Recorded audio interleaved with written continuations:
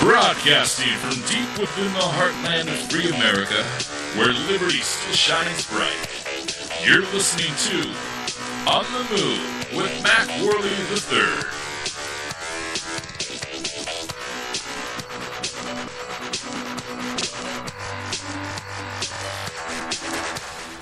Hello, ladies and gentlemen, boys and girls. Welcome to our program. This is On the Move. This is a show that attempts to inspire you to stand up for your rights. My name is Mac Worley III, and this is On the Move. First and foremost, I just want to say I appreciate you all tuning in today. We have a lot of stuff on the agenda we're going to get to. Today is October 18th, 2015, the year of our Lord.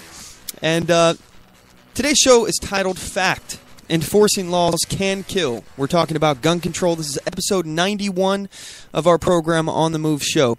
Our featured topics today are every law is not worth killing those who refuse to comply with it.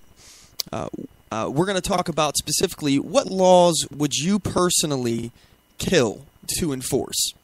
I want to give you guys some very simple ways to defeat gun control advocates by asking them two simple questions. We have a couple more that we can go into, but I feel like there's really only two that have to be asked in order to illustrate hypocrisy. Now, they may ignore you just to spite you, but that doesn't mean that it's a fruitless effort. So, anyway, I also want to talk more about our economy, our plan here for the country. What I believe we have is a spending problem and not an income problem, and we're going to get into that in, I believe, the second hour. That'll be around when we get into that. We're going to talk about redistribution of wealth, how it is immoral, and more importantly than all the moral aspects of it, because I don't expect you all to be moral agents in everything that you do. I don't. People are human. People make mistakes. Some people do things out of spite. Some people do things just to be mean. But I don't expect everyone to act morally. I think it's it's something we should all strive to do, but we also understand that people in society don't always act morally. So the immoral portion of redistribution of wealth we'll focus on, but I also want to focus on the most important issue, which is the fact that it doesn't work. It just simply does not work, and we'll talk about why. In the third hour, I'm pretty sure this will be the third hour unless we can squeeze it into the second hour, we're going to talk about what motivates Russia, China, Iran, Cuba, and North Korea. I'm going to deep dive inside these governments, give you guys, from my analysis here, what I believe motivates these countries. And I think it will give you a better perspective geopolitically when we're talking about what's happening in the world if you understand the motivations behind these countries. Also, if we have time, we're going to try to get to the Democrat debate recap. I got a whole bunch of stuff that I want to get to that and a lot of other articles that are in the news. So first and foremost, I want to say thanks again for you guys sticking with us here. And if you guys are new to the show, if you have never listened to the show before, we broadcast every Sunday at 5 p.m. Pacific Standard Time. That's 8 p.m. Eastern Standard Time. On our hub, OnTheMoveShow.com. You can also catch the first hour. It's multicasted on the 405media.com. So first, I want to say thanks to those guys over there for restreaming our broadcast, and give a big shout out to them. Also, if you guys would like to join today's conversation, please feel free to do so. The number to the show is 360-450-5625. Again, that's 360-450-5625. Feel free to let your voice be heard. If anything you have to comment on, we're happy to hear it. Also, you can comment on the show from our Facebook page. That's facebook.com/OnTheMoveShow. You can get us on Twitter @OnTheMoveShow. And don't forget to follow us, subscribe to us on youtube.com/OnTheMoveShow. We have the show gets rebroadcasted over there. The archive goes over there, as well as on Spreaker.com/OnTheMoveShow. You can follow us on both of those, and we would be much obliged. Anyway, we're going to go ahead and cut to a quick commercial break. When we come back, we're going to move right into the first segment of the show, talking about how laws, the enforcement of laws, can kill. So you guys don't want to miss this. Don't go anywhere. We'll be right back. Oath Keepers is a nonpartisan association of current active duty military, reserve, guard, veterans, peace officers, and firefighters who will fulfill the oath we swore, with the support of like-minded citizens who take an oath to stand with us, to support and defend the Constitution against all enemies, foreign and domestic. So help us God. Join us at oathkeepers.org.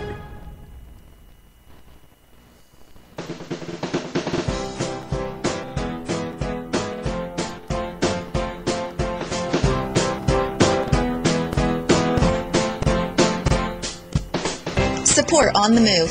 Help us make this podcast bigger and better. You can do this by going to our store and purchasing one of our hundreds of products. All designs are original and made for patriots like you. Just go to cafepress.com/onthemoveshow. We appreciate your support.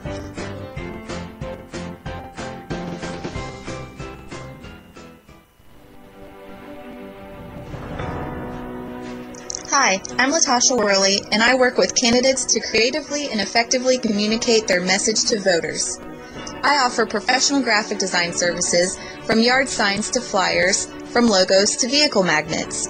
Email me today at latashaworley@gmail.com. That's LATOSHA Worley@gmail.com for a quote on items for your campaign.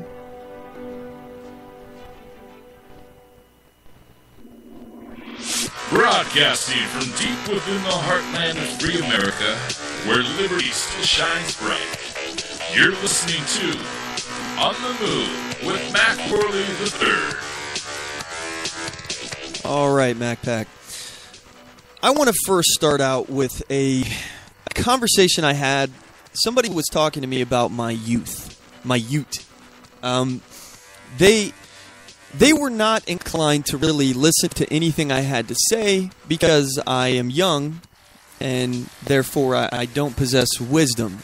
And I won't argue with that. I'm very much looking forward to the wisdom that should come with age.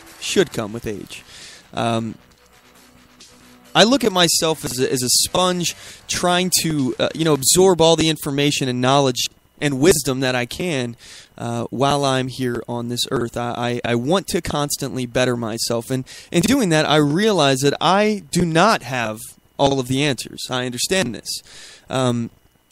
When I'm talking about wisdom, though, with age comes wisdom. However, with age also comes problems. And what I mean by this is that some lessons we learn at a very young age. You know that it's wrong to lie. That's taught to you as a child. You know it's wrong to lie. It's wrong to steal. That's wrong. It's wrong to kill people. Those are things that are wrong. However, as we get older, we begin to justify things because, it's for the greater good. Or, let me find some way to rationalize this into where this is okay now. And let me give you some examples.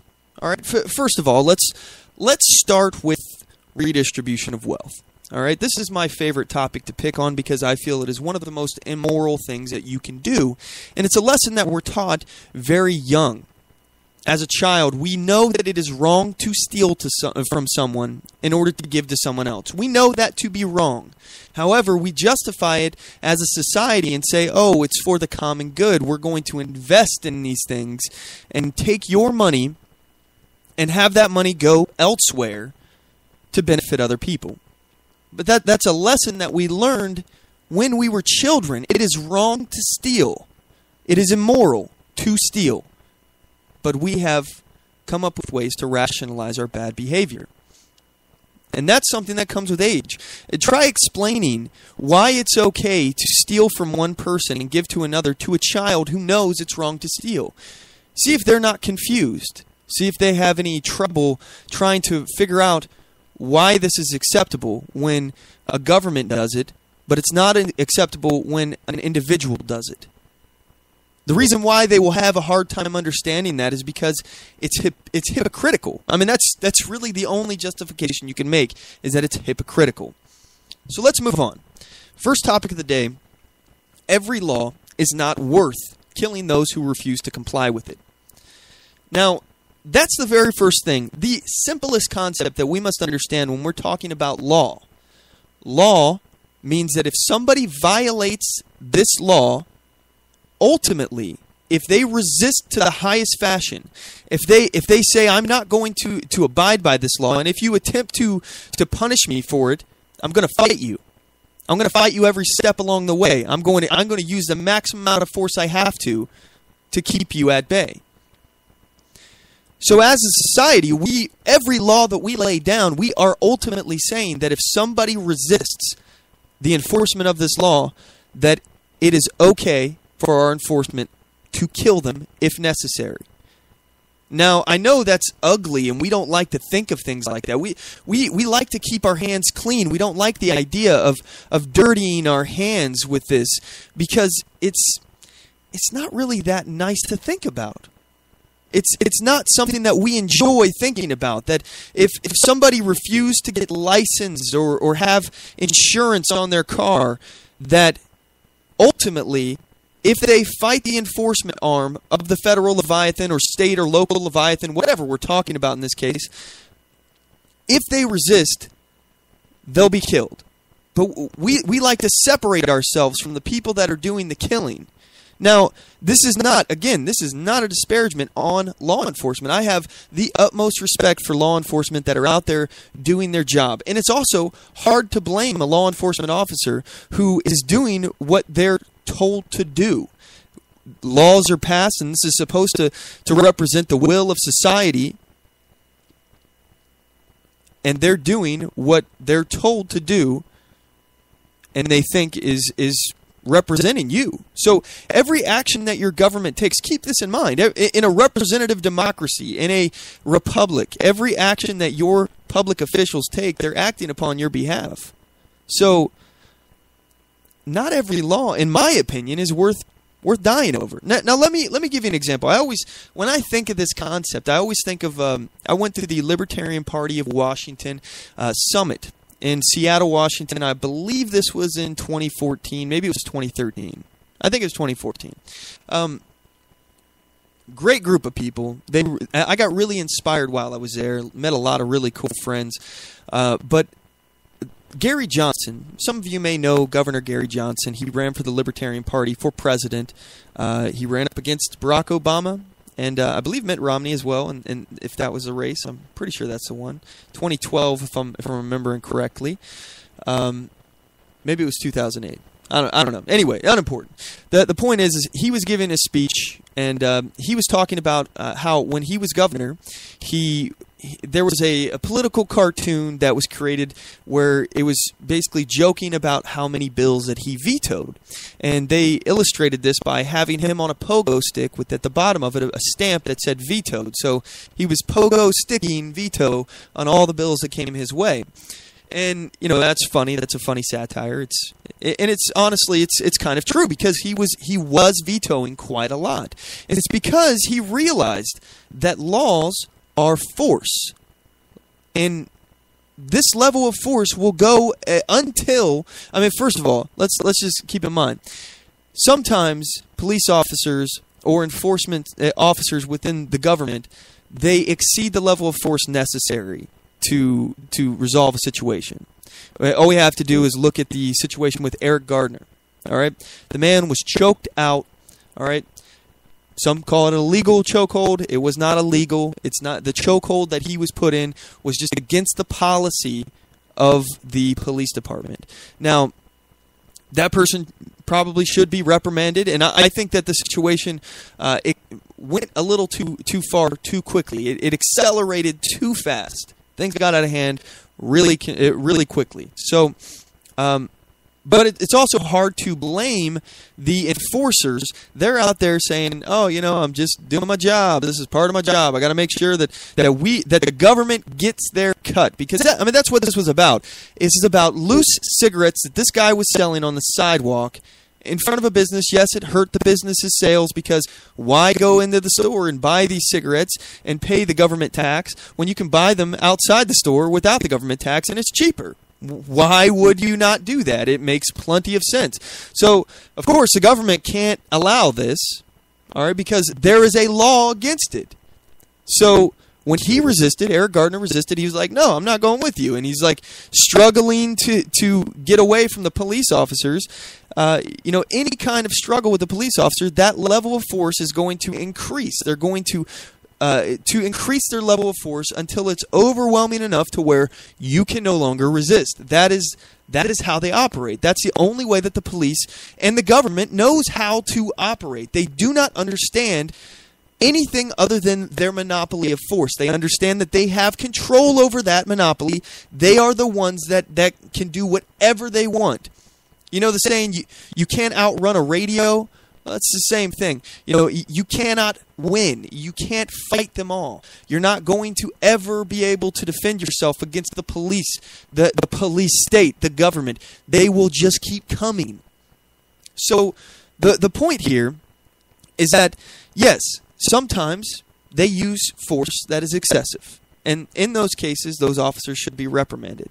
But we as a society, we understand that certain levels of force should be met with other levels of force. And if this person is willing to defend themselves to their dying breath, and they refuse to be apprehended, they refuse to be detained, and they're in violation of a law, we accept that they could possibly be killed. So this is the first moral point, is that our laws, we accept that every single one of them, if someone violates, could be killed. So back to Governor Gary Johnson. He's asked to sign for this bill, and it's basically it's for pet stores. And in these pet store bills, basically what it is that it was going to have a requirement for pet stores to exercise these animals a certain amount of time a day. And he was like, yeah, that's a really good idea. But the problem with this is, first of all, who is going to enforce that? Who's going to make sure that happens? We're going to have some pet store task force that comes in and makes sure that you're exercising these animals properly. And who's going to pay for that? That's going to expand the budget. And then what if somebody doesn't want to comply? What if somebody fights against this? Are we prepared to kill somebody over them not exercising their animals properly in a pet store? These are moral questions. Are you prepared to kill someone for that reason? Every law, just ask yourself, every single law, are you prepared personally to kill someone who violates that law? There's not very many laws that I'm comfortable killing for. Not very many at all, actually, when you think about it. The ones that I am willing to kill for are the ones where someone has deprived someone else of their rights or hurt someone else. I would have no problem with a representative for me or me personally killing someone who killed other people if I had to. If it's my life or theirs, or they're in the process of committing a crime and hurting other people, depriving them of their rights, if I had to do it, I would. But as a society, now, would you put yourself in the seat of the executioner?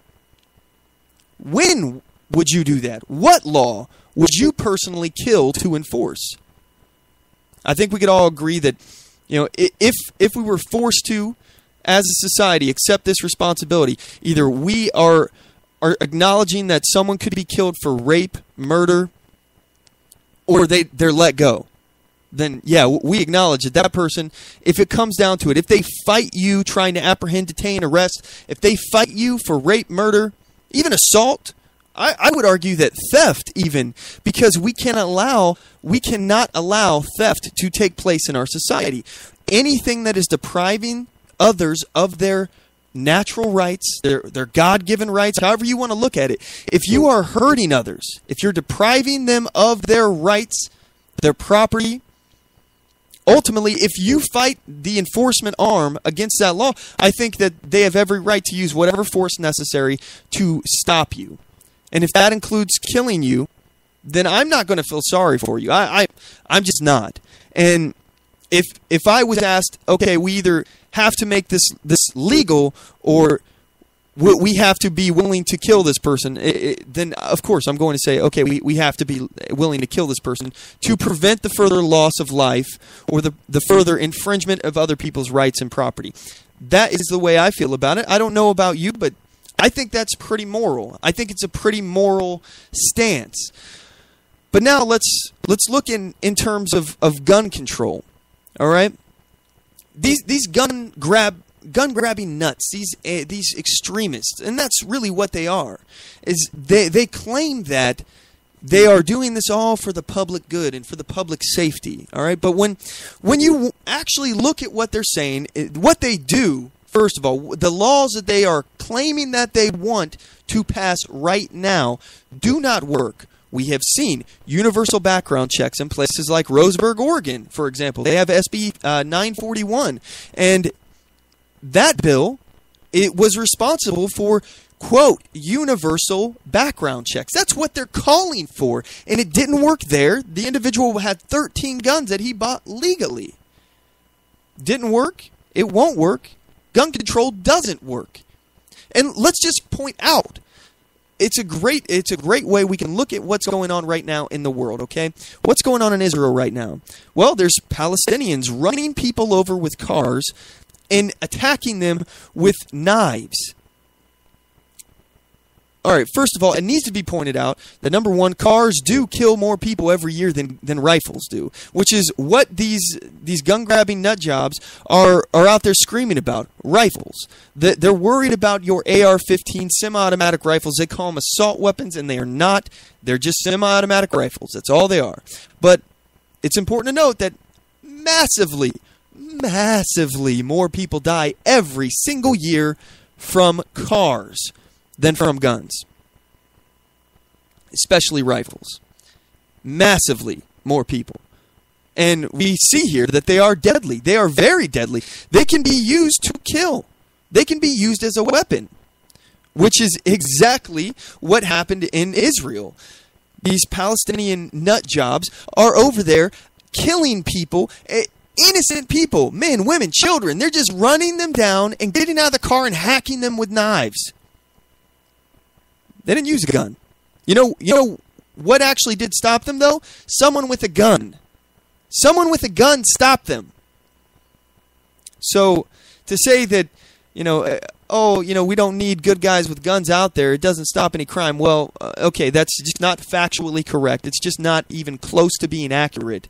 But they actually are stopped by good guys with guns. Last week I talked about all of the situations that were in that one article we were talking about. I think it was on the New York Times. Maybe I'm wrong. Maybe it was Washington Times. I don't know. But they were talking about, they had 10 people. Now, these were citizens. These weren't government officials or law enforcement. These are clear cases of citizens stopping active shooters. Clear cases. And we're told it never happens, although it does. I've mentioned several other ones in the past, and we talk about armed citizens in the news who've used their firearms to defend themselves all the time in the Weekly Defender. We talk about this stuff frequently. So it's just a lie. It is a lie that guns do not stop bad guys. A good guy with a gun is the only way to stop a bad guy with a gun. To pretend that we can get guns out of our society is a joke.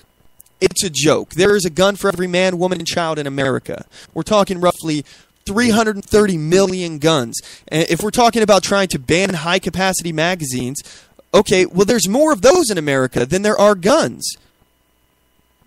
Just imagine that. There are more. I personally have several high-capacity magazines. I know you probably have several high-capacity. Who has just one 30-round magazine for a gun? Most of you will have at least more than one. At least. Who knows how many you got? And I'm not ever going to say how many I have, and I don't expect you guys will either. And these are unregistered. How are these people planning on getting these? And the biggest joke ever is, do they really think that a 20-round magazine is now that's going to stop somebody from shooting? Instead of carrying 2 30-round magazines, now they carry 3 20-round magazines to have 60 rounds. We saw that the Fort Hood shooter, he got very good at changing his magazines quickly. So it really doesn't stop anybody from dying. It just makes somebody have to reload a few more times, which doesn't take long if you're skilled at doing it. It's a joke. It is a joke.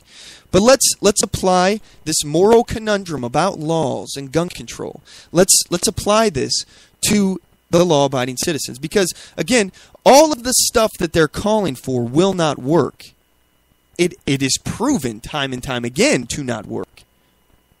So let's just look at what they're calling for, all right? And let's assume that they're not doing what they say that they're going to do, which, by the way, again, I play this clip all the time because it perfectly illustrates this. Dianne Feinstein talking about a full gun ban. Here she is. If I could have gotten 51 votes in the Senate of the United States for an outright ban, picking up every one of them, Mr. and Mrs. America, turn them all in, I would have done it. Yeah, they're not after your guns. They keep telling you, oh, we're not after your guns. Who's saying anything about a full ban? Nobody's talking about a full ban. Oh, that'll never happen. You guys are just crazy. You're clingers. You're just clinging to your guns and your Bible. You're just ridiculous. Oh, my gosh. Look, this is what these anti-gunners actually believe. They want to take away your guns. They think that the world will be safer if all of the law-abiding citizens turn in their guns, because let's just be real, that's the only people that will do it. But then there will be a group of law-abiding citizens, like you maybe, like me maybe, who won't turn them in, who won't comply with these unlawful, unconstitutional violations of your right to keep and bear arms, to defend yourself. And that is ultimately, that is what is at the heart of the Second Amendment, the core. And that's even been determined by the United States Supreme Court. They even say that the right to defend yourself is the core of the Second Amendment. It's not about hunting. It's not about sports shooting. It's about defending yourself. And by the way, I believe it was a Pew poll that was saying that most Americans who have guns say that they have it for the purpose of self-defense. And out of that, most of those people believe that their home is safer because they have a gun. So, anyway, the people, that small percentage of people who will not comply, maybe it's small, maybe it'll be large. I would hope that it is a large group of people that would not comply with the full outright ban that Dianne Feinstein is suggesting and calling for. If she could have got it, by the way, she would have done it. So don't listen to their crap when they say that, oh, no one's talking about your guns. Nobody's going to come after your guns. We just want common sense gun safety legislation. That's the way they coined this term, gun safety legislation. Oh, it's all about safety. We're not worried about anything else other than safety. You know, it's unbelievable to me. It's unbelievable that anyone actually can believe this, especially after we hear Eric Holder saying this. We want to have, as part of the gun initiative, though, an informational campaign to really change the hearts and minds of people in Washington, D.C., and in particular our young people. They are saturated in the media and in entertainment, or by the entertainment industry, with violence. And I think too many of our young people, in particular our young men, are fascinated with violence and in particular fascinated with guns. And what we need to do is change the way in which people think about guns, especially young people, and make it something that's not cool, that it's not acceptable, it's not hip to carry a gun anymore. In the way in which we've changed our attitudes about cigarettes. You know, when I was growing up, people smoked all the time. I mean, both my parents did. But over time, we changed the way in which people thought about smoking, and so now we have people who cower outside of buildings and kind of smoke in private and don't want to admit it. And that's what I think we need to do with guns. Really change the way in which people think about guns. Now, this is not going to be something that's very easy to do because we are, quite frankly, fighting something that appears, every day on television, on the radio, in our popular music, in movies that these kids are exposed to. It will be an effort that will entail things that I'm really not familiar with. I think I'm a pretty good lawyer, but we need to get really innovative, creative things that are going to grab the attention of these kids and change, as I said, the way in which they think about guns. And so what I've asked is that the creative community in Washington, those ad agencies that create these snappy ads and make me buy things that I don't really need, devote that talent in a more constructive way. Okay, so first of all of that sounds all fine and dandy, I suppose. I mean, what we're really talking about is manipulating people to think differently in an Orwellian way. However, Eric Holder continues, and this is where we have the problem. So we can get at the minds of these young people. This informational campaign, I've also called on the newspapers and the television stations to devote to us time and space so that we can get these ads, so we can use these spots, and not to give us 1, 2 o'clock in the morning ads when nobody's watching, but at the time when people, particularly young people, are watching television, so that when they're watching, the Fresh Prince of Bel-Air or Martin or whatever else they watch, and yeah, I watch those things once in a while. You can tell this is kind of dated. So that they'll see these ads and they'll be grabbed by these ads. I've also asked people who have influence over youngsters, entertainers, athletes, to be involved in this program as well. But not only them, community leaders, Jesse Jackson, Mayor Barry, people who have credibility with young people should be on the television, on the radio, as much as we possibly can, and telling these youngsters that it's wrong to carry a gun, and that if you have information about people who are carrying guns, you've got to share that with Chief Thomas and with his people as well. So they're encouraging the youth to spy on people and report them to the government. Sounds very familiar. It reminds me of something that Hitler did with the Hitler Youth Program, where they were spying on their parents and reporting it back to the government agencies. If you were doing something that was considered wrong by the state, then they were brainwashing the children to report to the state activity that was not really favored upon by the state. But he continues, and it gets worse.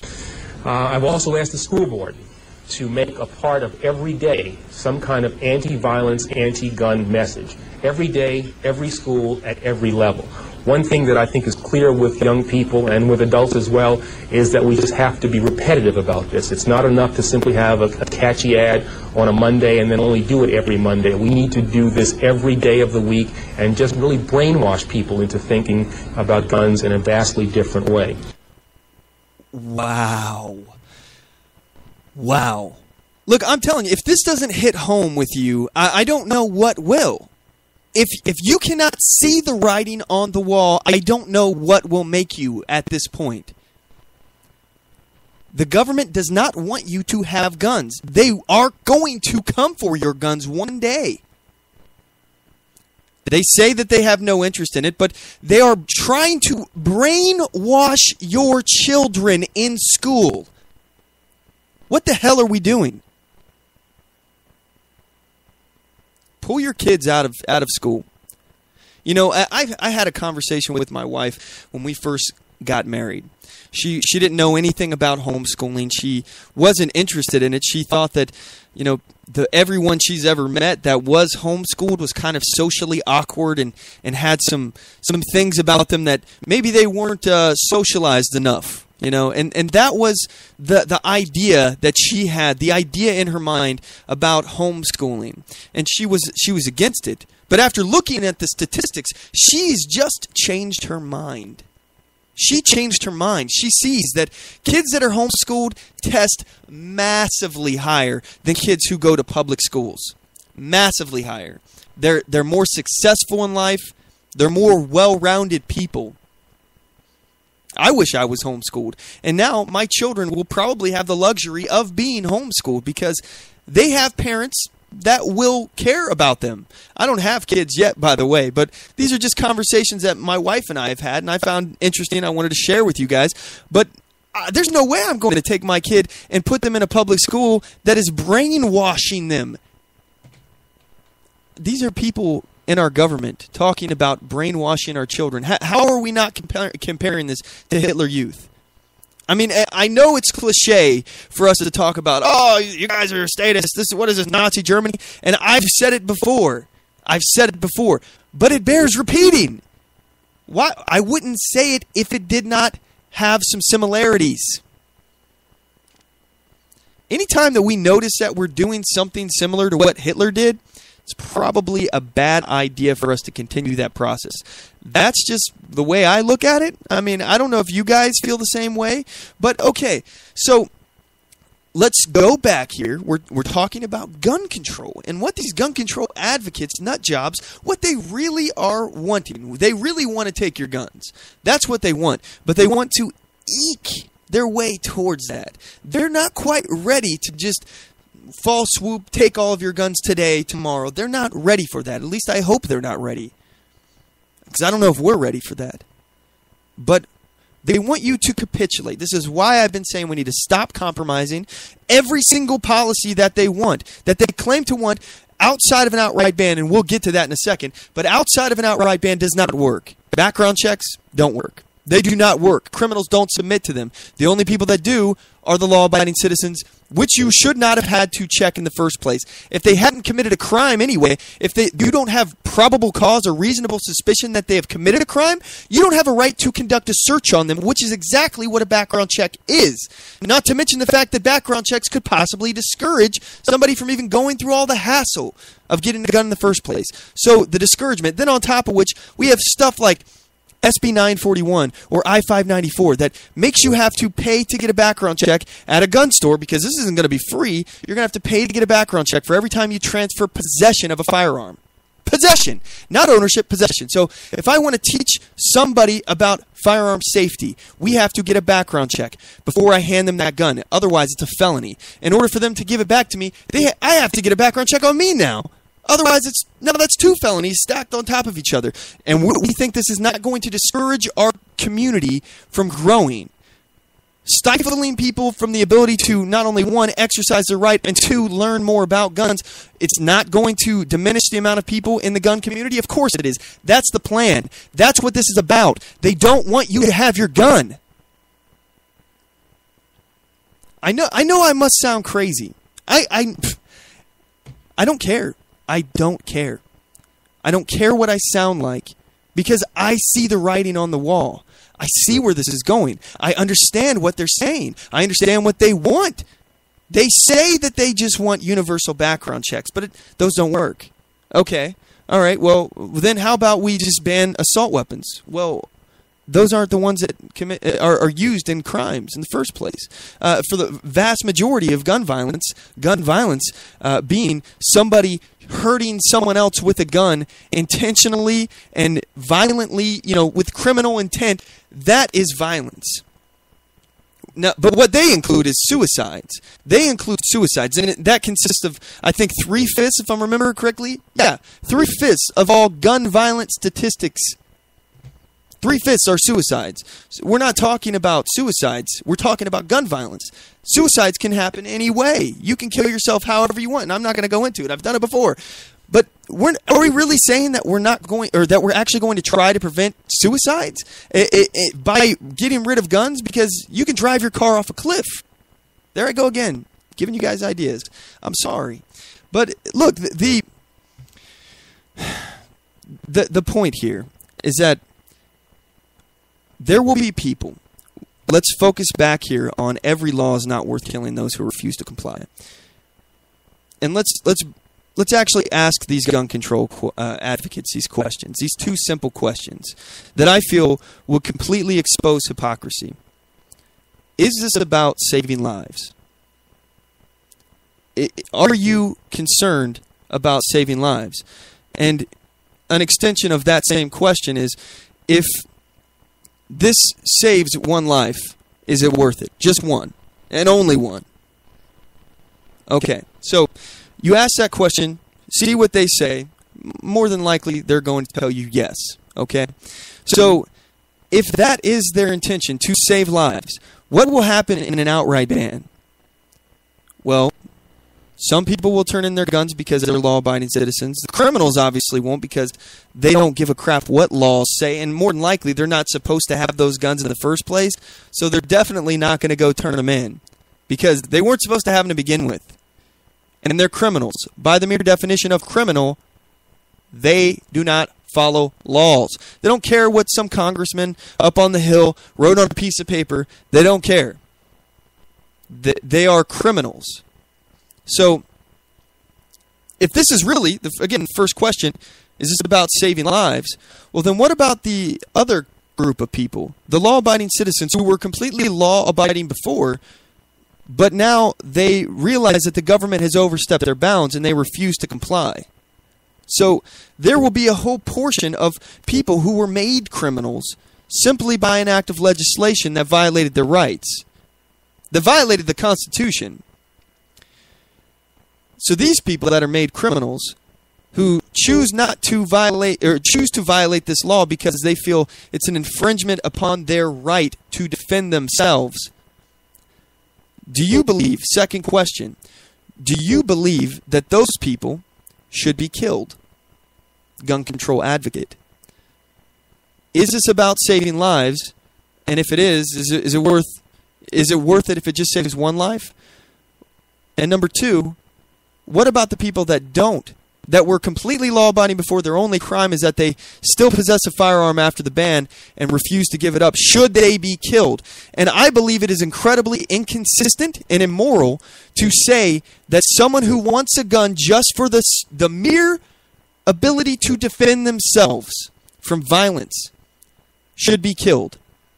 You can even ask a third one. Would this gun control advocate be willing to kill a otherwise law-abiding citizen who just refuses to relinquish their firearm? Would you be willing to kill? And if you're not willing to kill that person, then why are you willing to let someone else do your dirty work for you? Why are you willing to allow the enforcement arm of the federal, state, or local Leviathan, which is the police or the other enforcers out there? Who knows? Everybody's got a freaking gun nowadays. It seems like everybody who works for the government, IRS is kicking in your doors with guns. Pretty sure DMV is going to have guns.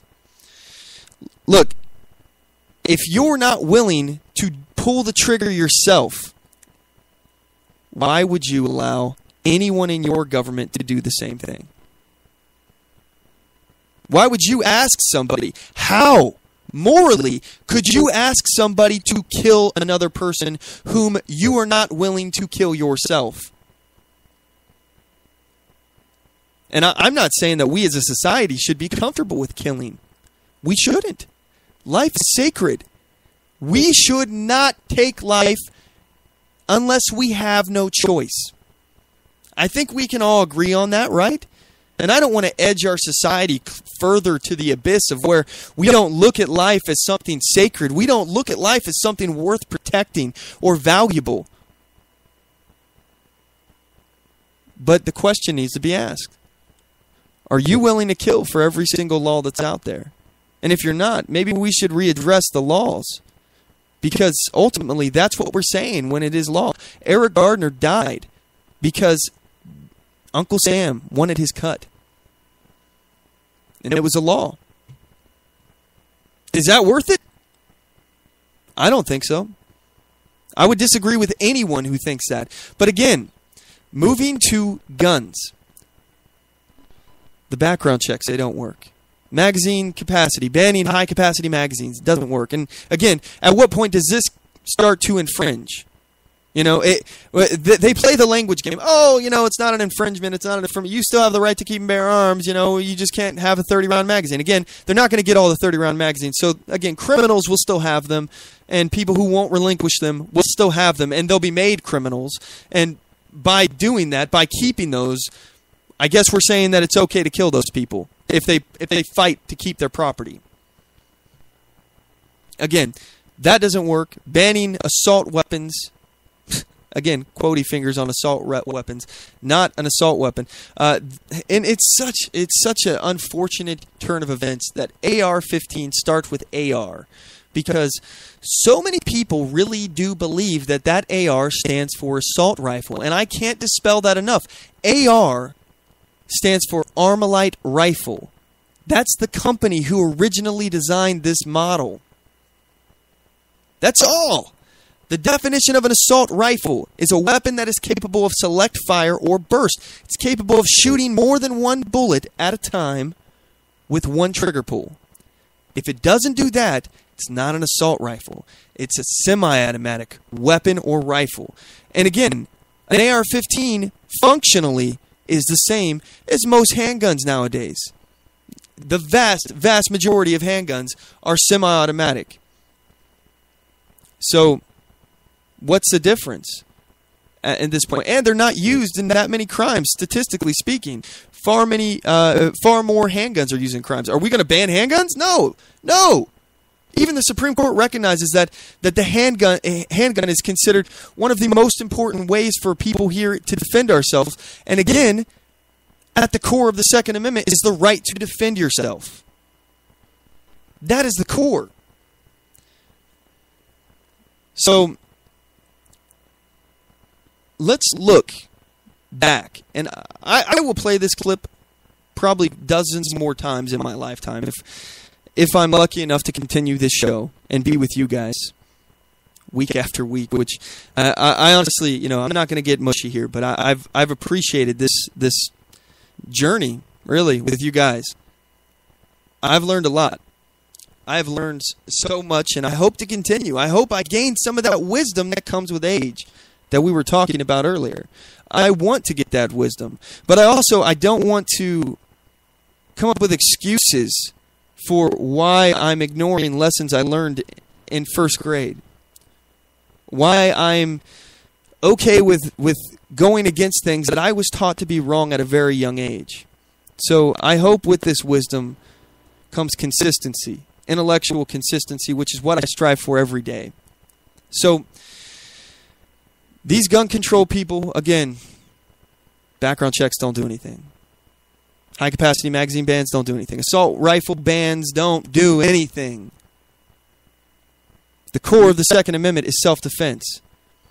So you can't take them all away. Yet, these lefty nut jobs, they still want to. And we have seen through the prism of history what happens. Let's play a clip here of Katie Worthman. She's a Hitler survivor, a Nazi Germany survivor, and she's talking about the gun control that took place in Nazi Germany. And it mirrors what is happening here. Welcome, ladies and gentlemen, Katie Worthman. Thank you very much. I was born in Austria, and I lived there 7 years under Hitler's brutal regime. And after World War II, 3 years under Soviet communist occupation. In 1938, the media reported that Hitler rolled into Austria with tanks and guns and took us over. Not true at all.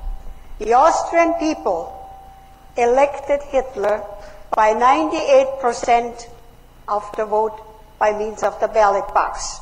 Now, you might ask, how could a Christian nation, almost 100% Catholic, to elect a monster like Hitler?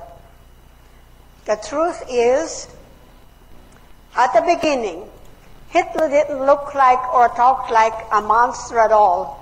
He talked like an American politician. Think about that. Think about that. He didn't come right out and say what he was trying to do, what his goals were. He obfuscated. Because that's what evil people do. They pretend that they're not as evil as they truly are until they create the power structure that allows them to not hide any longer. And even Hitler hid what he was doing to the Jews in the Nazi concentration camps. It wasn't released publicly, like, for example, ISIS is doing. They're filming the evil acts that they do as a way to spread terror. Hitler at least hid what he was doing because he knew that if people were faced to acknowledge the truth of what he was doing, the evil that he was doing, they'd be forced to stand against it or be a part of it.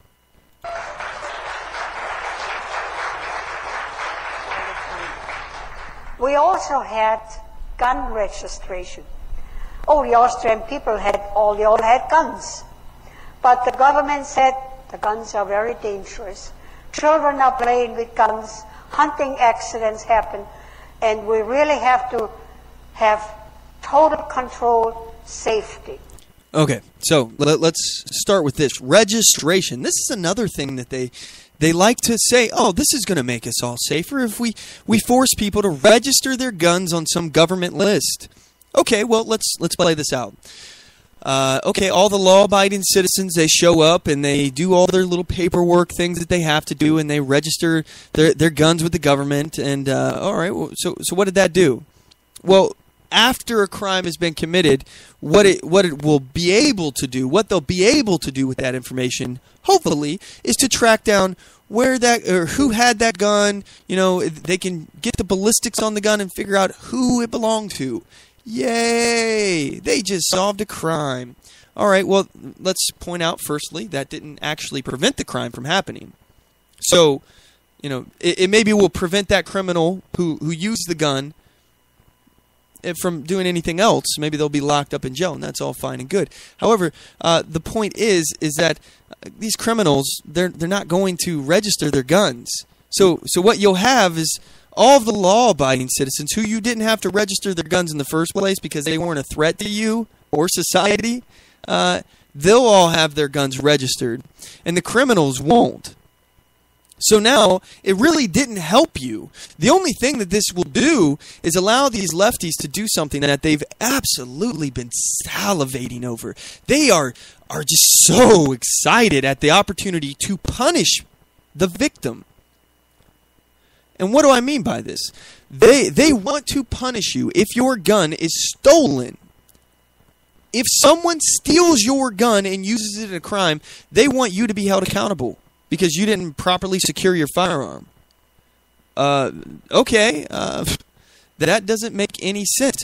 Do we prosecute somebody whose car is stolen and used to run somebody down? No. Why? Because they were the victim. They were one of the many victims in that case. So why would you prosecute a victim? It does not make sense. It is insane. You're blaming the wrong person. Blame the person that stole the gun and used the gun. The person who was the victim in the first place and had their property stolen is not at fault. Even if they just had it sitting out in the open on their freaking dresser, that's not their fault. It's in their home. Now, if you want to talk about negligence, let's say the person, I don't know, left the gun on a playground. Yeah, that should be punished. That is irresponsible. That's not in their own home. Well, what if the person was out in public and they had their gun concealed carried and they were mugged, and so before they could draw their gun, they had a gun pointed at them and the guy took their gun? Well, do you think that guy should be punished too? No! That guy was a victim. He was trying to act responsibly. But again, the lefties, they don't care about the safety. They care about the control. That's what it's about, is the control. And we all know that registration, number one, will do nothing to solve gun violence. Registration will not prevent violence or accidents, which, by the way, Katie Worthman mentioned. You know, we got hunting accidents. Well, we have car accidents all the time. Are we going to ban cars? Really? I want to know. Are you planning on banning cars? Because cars can be used to kill. We've seen it happen in Israel just this week. Cars were used to kill, as well as knives. Are you gonna ban knives? You're gonna ban cars too? And cars can be involved in accidents. They're involved in a lot of accidents, and many people die every year because of car accidents. Are we going to ban cars? Because it would be safer. We would all be much safer if we weren't driving around in these cars. I mean, you know, you would die from other things, like if you really needed to get to a hospital and, you know, you had to walk there or ride your bike or maybe take a horse and buggy. You'd probably die on the way. But hey, you'd be safer, right? Right. So anyway, this registration will do nothing to stop violence. It will do nothing to make you safer, but all it does is put your name in a list. Now the government knows what you have and where it is. So when this doesn't work, they'll be looking to take other steps. They'll scratch their head. Well, what do we do now? Gee, that didn't work. First of all, they know it's not going to work. They know it's not going to work. They already know what their ultimate goal is. Each one of these steps is just to get us to the next step. Background checks. Oh, that's not going to work. Oh, it leads us to the high capacity magazine ban. That ain't going to work. All right, let's ban assault rifles. All right, that didn't work. All right, so let's go with gun registration. Oh, that didn't work either. What do we do? Well, what happened in Nazi Germany? Katie Worthman continues. And we had criminals again. And the only way that we can trace the criminal was by the serial number of the gun. So we dutifully went to the police station and we registered our guns. Okay, so all of the law-abiding citizens, they went and they registered their guns. Problem should be solved, right? I mean, there should have been this utopia over there. No violent crime at all. Everybody's guns are registered. Not long after, they said, no, it didn't help. The only way that we don't have accidents and crimes, you bring the guns to the police station, and then we don't have any crimes anymore and any accidents. And if you don't do that, capital punishment. Okay, so let's point out here. In a free society, accidents will happen. That is one of the dangers that comes with just living your life. Accidents will happen. And in fact, the government is not omnipotent. They're not omnipresent, and they make accidents themselves. Just for example, let's look at what happened with the EPA. They released all that orange crap in the river. And I think it's the Colorado River. Turned the whole river orange. Completely contaminated the river. Governments make mistakes too. So, again, everyone suffers from the same human frailties as the entire human race. We all can make mistakes. Accidents do happen. And in a free society where you have, rights that are unalienable, that cannot be taken away, you run the risk of accidents happening. Yes, we could solve car accidents by banning cars. Yeah, that's absolutely true. We get rid of cars completely, and we would completely diminish. Maybe not. I mean, maybe there'd be people out there, outlaws, who are driving around in cars. Ooh, those outlaws, such rebels. Yeah, maybe they would still be out there having accidents. But again, that is one of those costs of freedom. Is the risk that we take. We accept the risk. So, again, you're not going to solve all accidents. And again, this doesn't work. It didn't work in Nazi Germany. It's not going to work here. Registration will not work. It leads to, as Katie Worthman said, oh, that didn't work. So now that we know where all of your guns are, turn them in. Or we're coming for you. So that's what we did. So dictatorship didn't happen overnight. It took 5 years, gradually, little by little, to escalate up to a dictatorship. When the people fear the government, that's tyranny. But when the government fears the people, that's you. That's liberty. Keep your guns. Okay, so I think that is an incredibly powerful audio. I think that we should all take note of that and understand that all of this has happened before. All of it. There will always be people who want to control other people. This is ultimately what it comes down to. When there is a law, there's always going to be somebody out there who's saying, oh, there ought to be a law against that. There ought to be a law against that. And what they're saying is that if somebody doesn't agree with what I'm forcing upon them, they ought to be killed. They ought to be killed if they resist my will.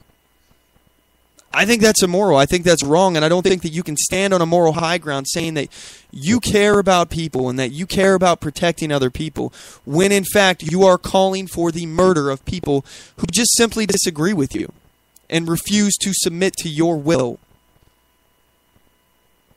I think that's immoral. I think it's wrong. I think it's a stark reminder of the hypocrisy of the left. And I'm not going to comply with it. I hope you don't either. Honestly, this is an unserious way to talk about solving crime. The way that you solve crime is to empower the citizenry, to make everyone able to defend themselves. Anyway, we're ending the first hour on the 405media.com. If you're over there, I just want to say I appreciate you guys tuning in.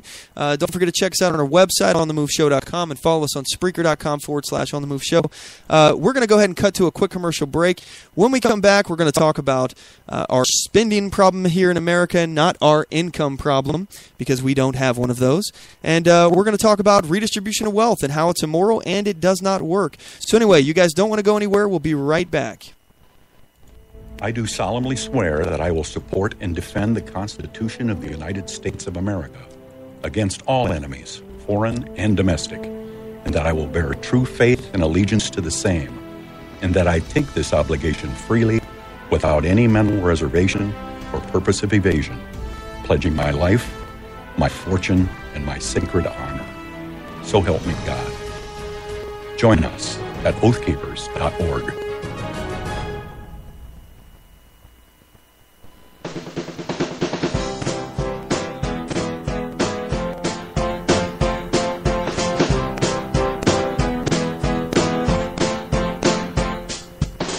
Support On The Move.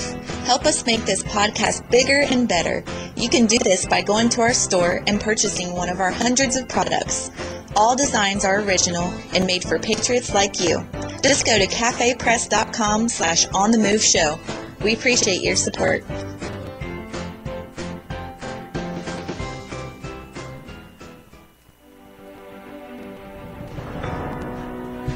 Hi, I'm Latasha Worley, and I work with candidates to creatively and effectively communicate their message to voters. I offer professional graphic design services, from yard signs to flyers, from logos to vehicle magnets. Email me today at latashaworley@gmail.com. That's LATOSHA Worley@gmail.com for a quote on items for your campaign.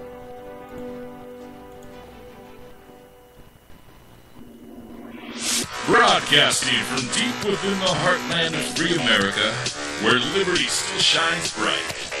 You're listening to On the Move with Mac Worley III.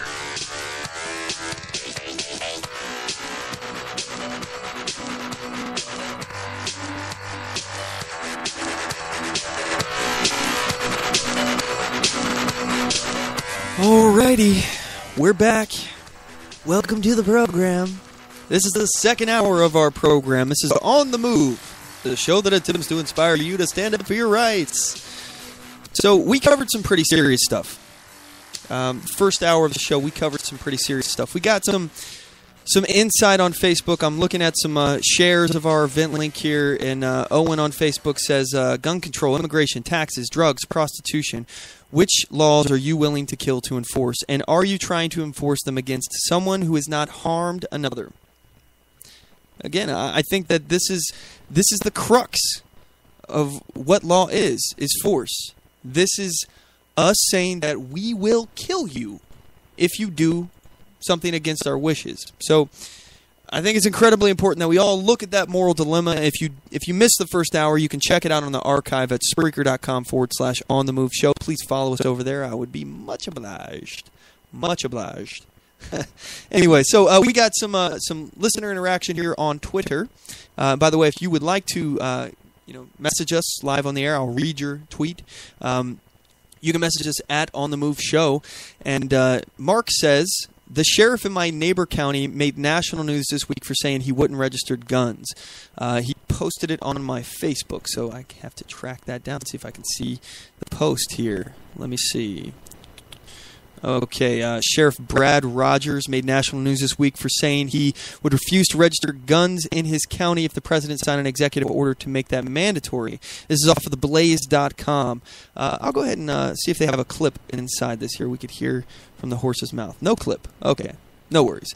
Anyway, so this is, okay, he's an Indiana sheriff. First of all, I'd love to speak to this guy. I think that this is really good. I think it is really, really good when we have law enforcement officials who are upholding the oath that they took to the Constitution. How could it not be considered an infringement to, especially, think about this, how is it not an infringement on your Fourth Amendment? Now, let's ignore, for the sake of argument, the Second Amendment. You have a right that is recognized by the United States Supreme Court, enumerated in the Constitution by our founders, and the core of that right is deemed to be by the Supreme Court, who's not very gun-friendly, by the way, that core is self-defense. Self-defense, and it's an individual right. So, all right. Anyway, so how could How could you not construe anything like a gun registration as an infringement on that right? But let's look at just your Fourth Amendment. All right, a right against unlawful search and seizure. And what makes searches or seizures lawful? Probable cause, reasonable suspicion that you have committed a crime. Okay? And if what they're doing is making the crime not submitting to that search, that's unlawful. It's unlawful to pass a law that violates the Fourth Amendment. If your only crime is not submitting to a search that was unlawful in the first place, that's against the Constitution. That is an unconstitutional law to force you to submit to a search when they had no probable cause or reasonable suspicion to think that you were violating any law other than not wanting to submit to the search in the first place. So think about it. It's a circular logic when you really think about it. It goes around and around. So good on Sheriff Brad Rogers for this. I'm really impressed. Really impressed with this guy, because I think that it first of all, it speaks highly about the man's character, because he obviously, you're making national news. You know you're going to come under some fire by these anti-gun nut jobs on the left. I mean, and I call them nut jobs, and I don't usually intend to be derogatory or say pejorative things about people, but I have absolutely no respect for gun-grabbing nut jobs, and that's what they are. They're unwilling to listen to reason. They're unwilling to use logic. How can that not be considered extremist or radical or nut job-like?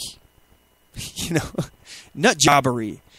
How can it not? If you're unwilling to use logic or reason, and you just stick to talking points that are adamantly, verifiably false and not factually correct, proven by academic study after academic study, which are peer-reviewed, by the way, to be false. Proven false by your own statist government statistics by the FBI. You refuse to listen to reason. I can debate with you. I can debate with you till I'm blue in the face. The point is that many of these people do not hear you. Or if they do hear you, they're not listening. Okay, there's a difference between hearing and listening. They hear wah wah wah wah wah wah wah wah wah wah, like the parents or grown-ups in Charlie Brown. That's what they hear. They're not listening. We explain fact after fact. We take apart each single point that they have, and they have no retort for it other than another point to shift focus and obfuscate what we're talking about. But when we come down to the root, again, the root of all of this, gun control. If you were a doctor, all right, if we imagine our country as a whole, as a patient, and you're the doctor, all right, our patient has a gunshot wound. I used this last week, but let me illustrate this better. Do you treat the symptom, or do you treat the root cause of the problem? Would you treat, for example, with a gunshot wound, would you treat the symptom of bleeding by cleaning up the blood? Or would you go to the root cause of the matter and address the fact that there is a bullet hole in your patient? And that is what is causing the bleeding. The root cause of gun violence in this country is not the fact that we have too few gun laws on the books.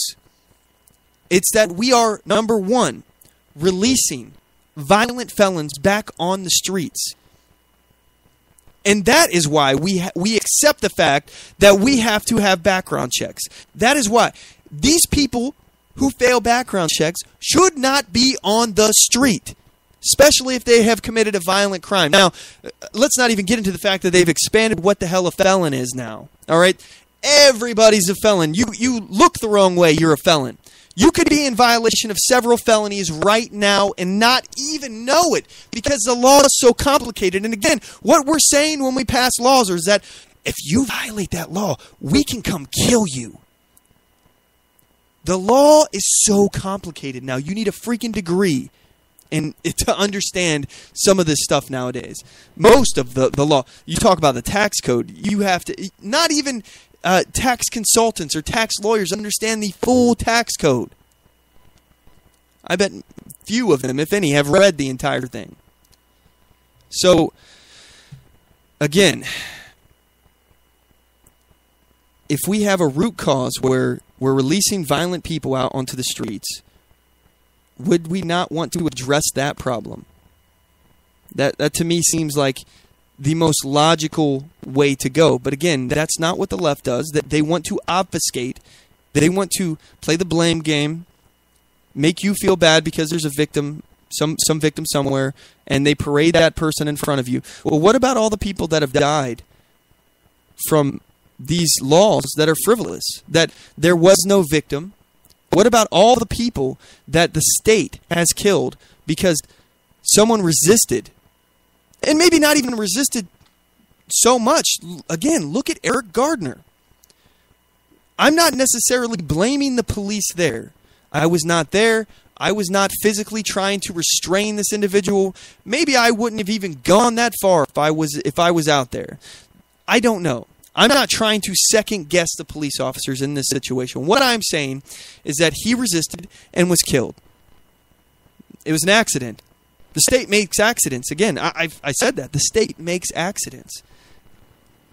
So, what about the people that are killed by the state enforcing laws that no sane person would agree with killing a person for violating?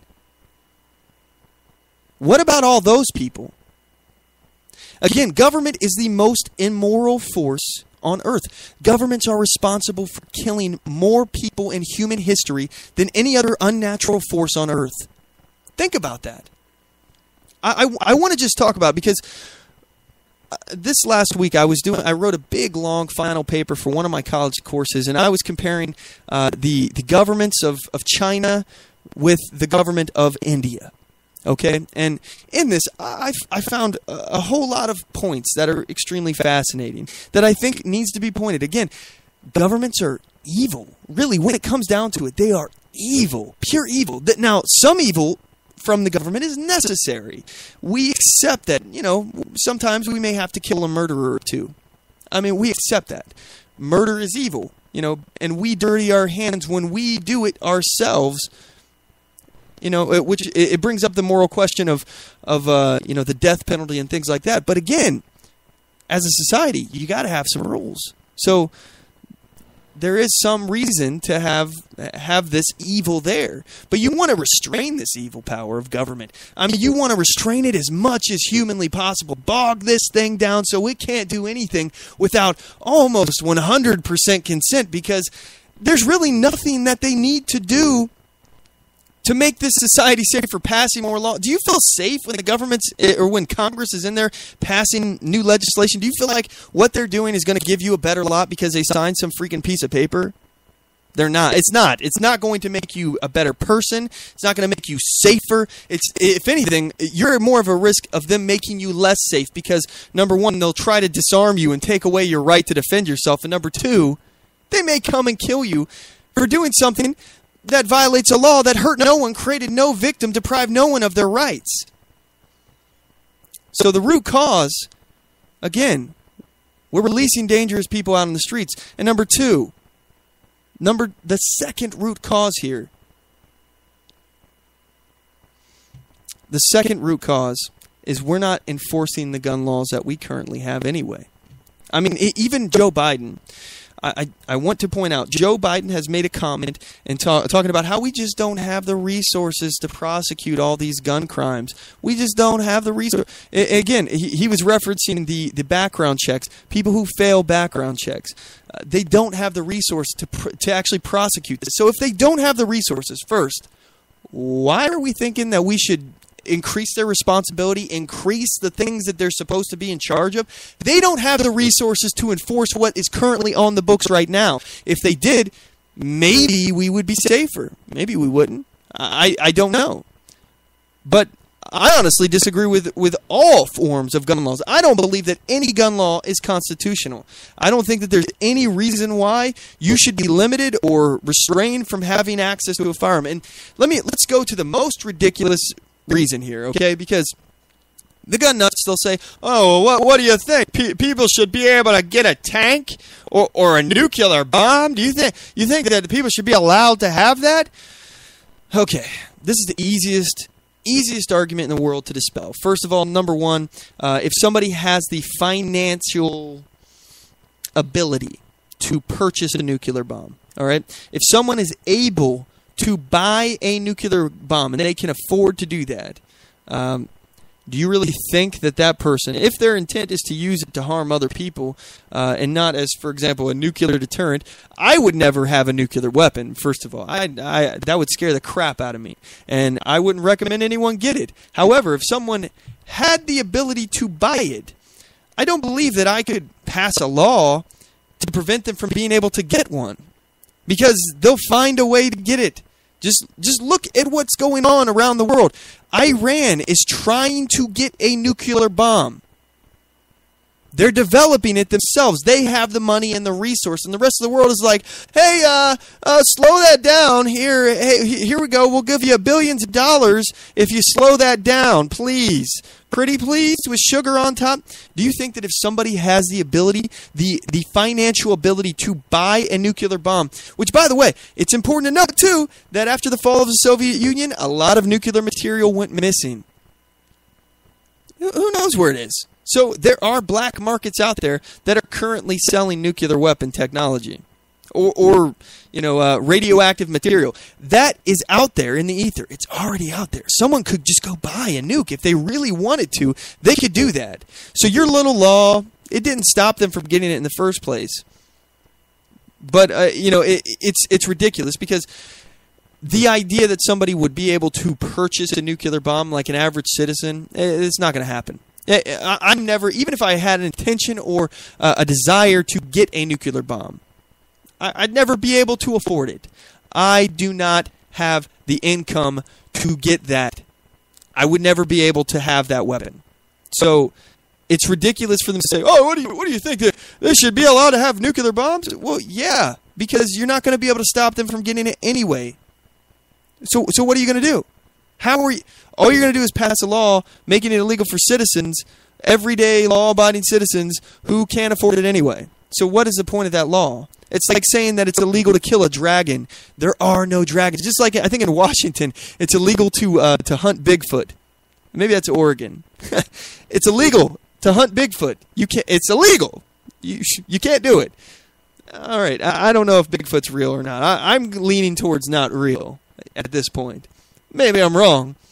But that's the same kind of idea. Let's come up with this mythical thing that would never happen in any scenario from average citizens, and then it's not going to stop anybody from actually doing anything real. Again, if that person wants to get a nuke, they'll get one. But let's also talk about the militia. All right, this is one of those things that leftists they don't really understand what the militia is or what a militia was intended to be, how it functioned.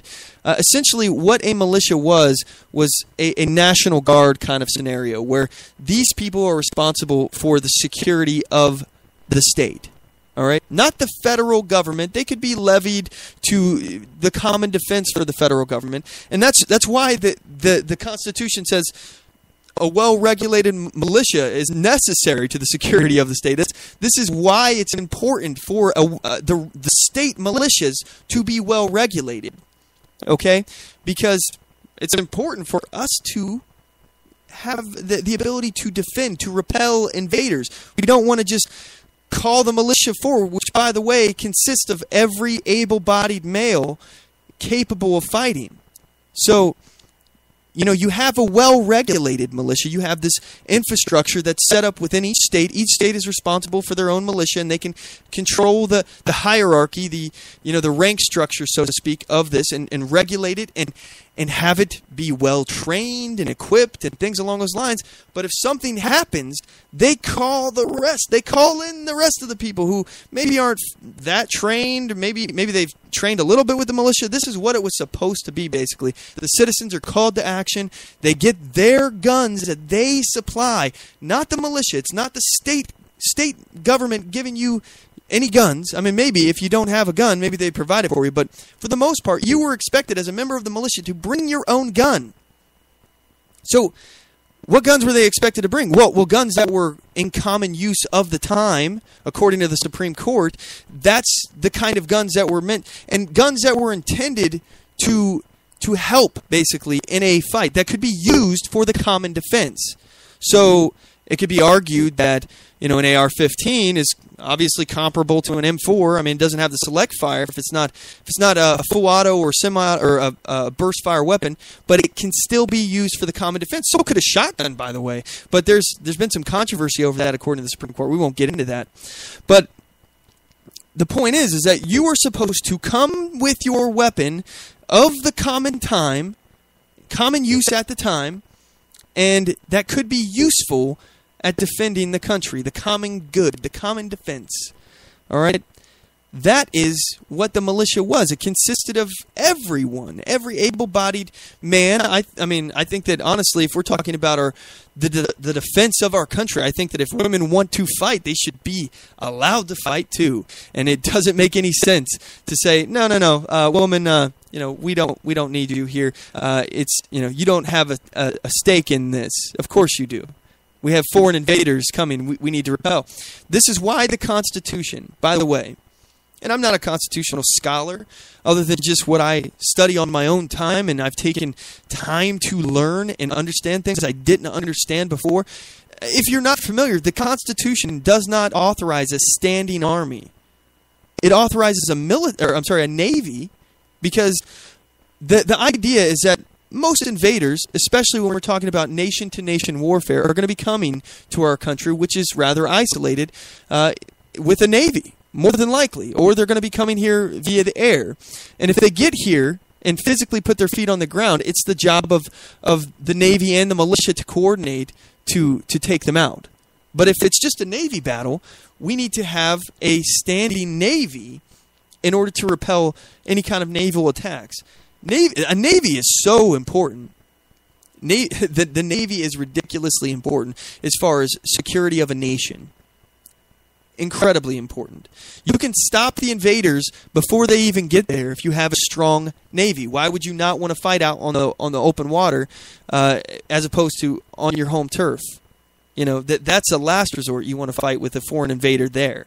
So the government, there is no real authorization for a standing army in the Constitution. The Constitution allows the army, essentially a federalized army, to be reauthorized every 2 years, which is, from what I understand, essentially what has been happening. We've been reauthorizing every 2 years this army to continue, and this is just no big deal. The federal government has complete control over their own standing army now.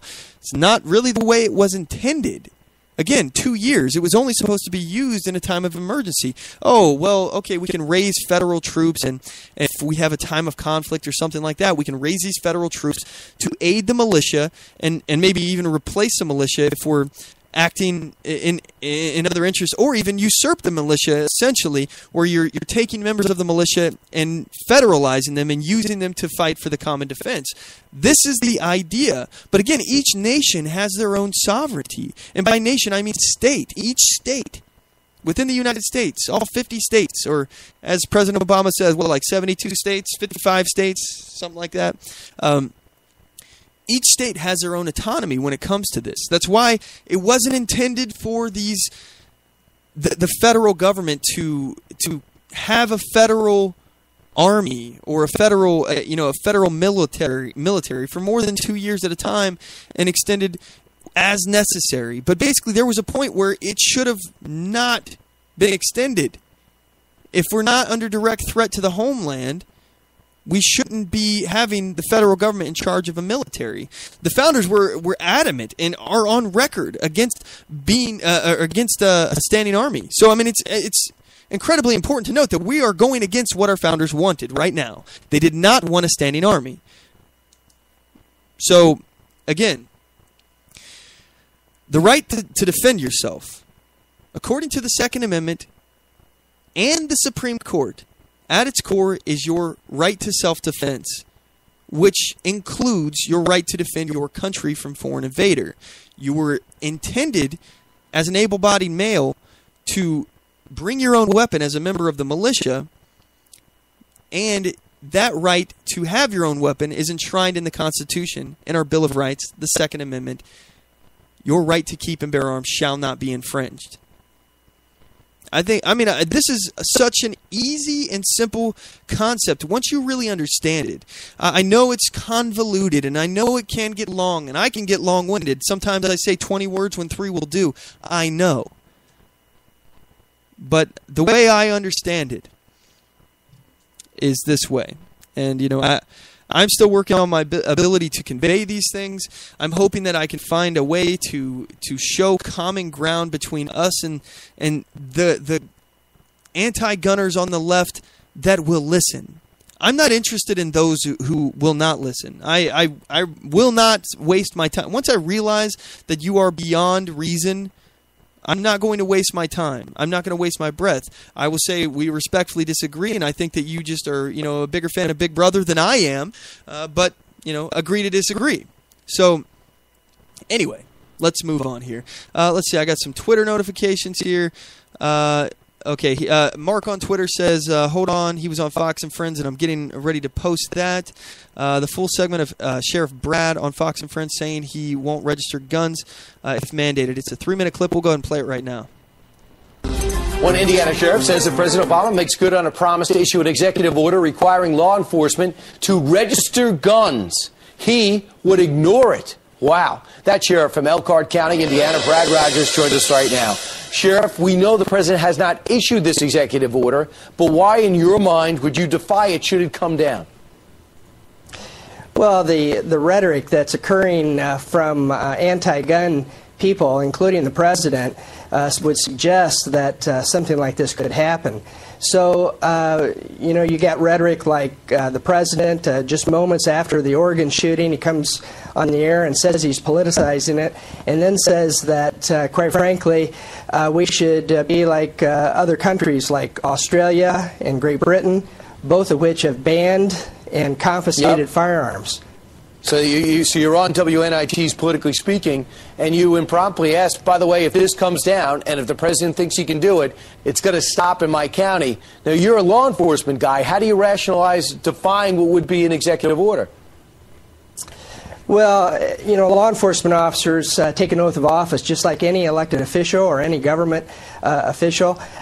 Article 6, Section 3 of the Constitution provides for that oath of office. Right. And it says that I will uphold the Constitution, I will defend the Constitution to the best of my ability, so help me God. And when there's laws or orders that violate that Constitution, I don't have to obey them. Sheriff, I know you know and you do state that you are upset, like everybody else, about these school shootings. You do want to see something changed. What would you like to see changed? What can we do to stop what we all agree has to stop? Well, that's a great question, and I think it's a reasonable conversation. Like the anti-gun people say, let's have a reasonable conversation about gun laws. I say let's have a reasonable conversation about getting rid of gun-free zones and that are kill zones. And why wouldn't we want to protect our greatest treasures, our children? We protect our politicians, we protect our VIPs with armed guards, but yet we won't protect our children. That doesn't make sense. All right, and do you think other sheriffs feel the same way you do? Oh, absolutely. They're maybe not quite as vocal as I am, but there's quite a few pro-Second Amendment sheriffs and chiefs out there. In fact, the Constitutional Sheriffs and Peace Officers Association has put together a list of those sheriffs that have vowed not to enforce any anti-Second Amendment laws or orders. Right. So if the executive order comes down, Sheriff Brad Rogers will not be adhering to it, and it will be game on. Sheriff, thanks so much. Thank you. All right. Okay, that was Fox and Friends. So I believe that's the CSPOA, the Constitutional Sheriffs and Peace Officers Association, if I'm remembering correctly here. I'm going to Google that real fast. CSPOA. Yep, CSPOA.org. I'm trying to go to the website right now. It looks like it might be down. I'm not really sure. But anyway, you guys can get more information at that at CSPOA.org. One point that I find it's important to note, and this is pointed out by Aaron on Facebook here through a meme. However, it is incredibly true. Okay. That awkward moment, this is a meme, that awkward moment when the biggest arms dealer in U.S. history calls for stricter gun control in your country, and it's got a picture of Barack Obama sitting with some Saudis, it looks like here. So, Barack Obama to authorize record $60 billion in Saudi arms sale. So what's happening right now, thanks to the Iran deal, by the way, is the Saudis and other people in the Middle East are actually realizing, okay, this is going to be a problem. Iran's going to be a problem. We may have to take action, and they are conducting an arms race. This has caused an arms race. As I said it was going to. It is going to continue. It's going to worsen. The situation in the Middle East is going to get worse. We're not even going to get into that for right now. But the point is that it's absolutely right. You know, the government thinks that again, I don't actually believe it. The government believes it, that gun control will do anything about guns. But it's hypocritical when people talk about using the coercive force of government. Again, the immoral force of government that has killed more people in history than any other unnatural force in the world. China, by the way, we were talking about China earlier, that paper I wrote about them. I got kind of sidetracked. China, they redistributed land. The communists took over and they seized all this land. Killed 27 million people because of the famine. All right, well, they redistributed the land from the farmers, from these landowners. And by the way, if you were a landowner and you resisted, they killed you. All right, so you were done. They nixed you, and then they put this land in other people's hands, and more than likely the state hands. I didn't get to research that part that thoroughly. However, as a result of the redistribution of wealth. You know, I'm assuming it's as a result of the redistribution of land, it resulted in a famine which killed 27 million Chinese people. 27 million. Not to mention, I think it was 1 to 3 million people died during this land grab by the government. 1 to 3 million people died because just from taking it. So from this, you know, it resulted somehow in a famine. And my guess is probably similar to what happened I believe it was in Zimbabwe, when they redistributed the land in all these different hands. And what happens is you get these people who don't know how to farm. Now they have land, and people don't know how to farm, so they can't grow food, and people starve to death. I'm guessing that's probably what happened. It happened in Zimbabwe, if I'm remembering correctly. But I digress. Anyway, we're talking about that awkward moment when the biggest arms dealers in U.S. history calls for stricter gun control in your country. So it's important to note that these people supply guns all around the world. They think it's okay that the Saudis have guns, but you can't have a gun for your own personal self-defense, even though it's constitutionally protected. That right of self-defense is constitutionally protected and enumerated. You know, unbelievable. And what they're doing right now, they're trying to give these radicals in Syria, these are radicals, the good radicals, apparently. How you tell a good radical from a bad radical, I'll never know. But I digress. They're trying to give more of these rebels, the ones who are against Assad. They're trying to give them arms, and they don't really know how to go about doing this. So what are they doing? Oh, they're driving over with big cargo planes and just dropping big cartloads of ammunition and guns out the back of the plane. And we don't think that that's going to end up in the hands of somebody that we don't want to get those guns somehow. I mean, even if just one of those falls into the wrong hands, that's a bad thing. So, again, these people can have guns and ammunition, but you can't. And the government will provide it for them free of charge. I don't see them giving any airlifts to drop stuff off to me. I'm telling you right now, that would be the first policy that this president had that I would have agreed with. If suddenly he's just dropping, big airlifts into Chicago, dropping, arms shipments for the citizens of Chicago to defend themselves. Yeah, maybe some of them would fall into the hands of criminals, but look, those criminals already got the guns. They already have them in the first place. So maybe some of these guns would fall into the citizens' hands, and then they could defend themselves. We need these airdrops, Mr. Obama. We need airdrops. We need to start a hashtag campaign, guys. Hashtag Obama airdrops in Chicago. I love it. I think that's great. But anyway, the government, they are completely hypocritical, and I mean, it's easy. It's easy to see through it. It's easy to see through the propaganda. Anywho, we're going to go ahead and cut to a commercial break. We got a lot of other stuff to cover here. We're going to be getting into here in when we come back from the break. I want to talk about redistribution of wealth, our spending problem, and the motivations between Russia, China, Iran, Cuba, North Korea.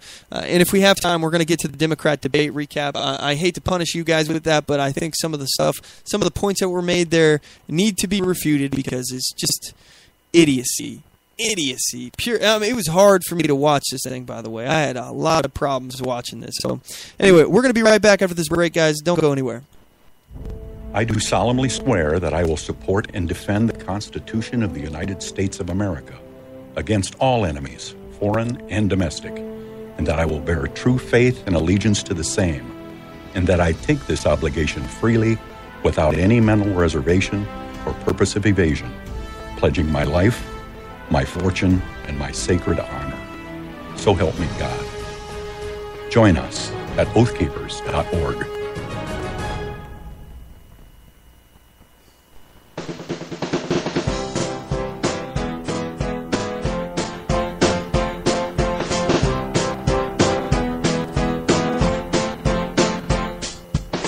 Support On The Move. Help us make this podcast bigger and better.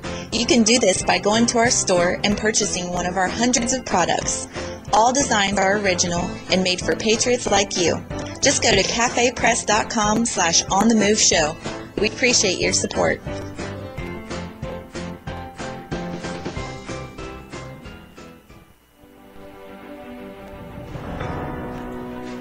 Hi, I'm Latasha Worley, and I work with candidates to creatively and effectively communicate their message to voters. I offer professional graphic design services, from yard signs to flyers, from logos to vehicle magnets. Email me today at latashaworley@gmail.com. That's LATOSHA Worley@gmail.com for a quote on items for your campaign.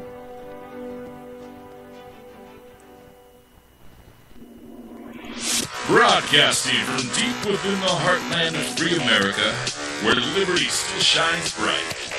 You're listening to On the Move with Mac Worley III. All right, so we're going to go ahead and just enter right into the Mac Attack segment. This is a segment where we talk about outrageous events in the news. This one I'm just going to go off on a rant here about redistribution of wealth. So here we go.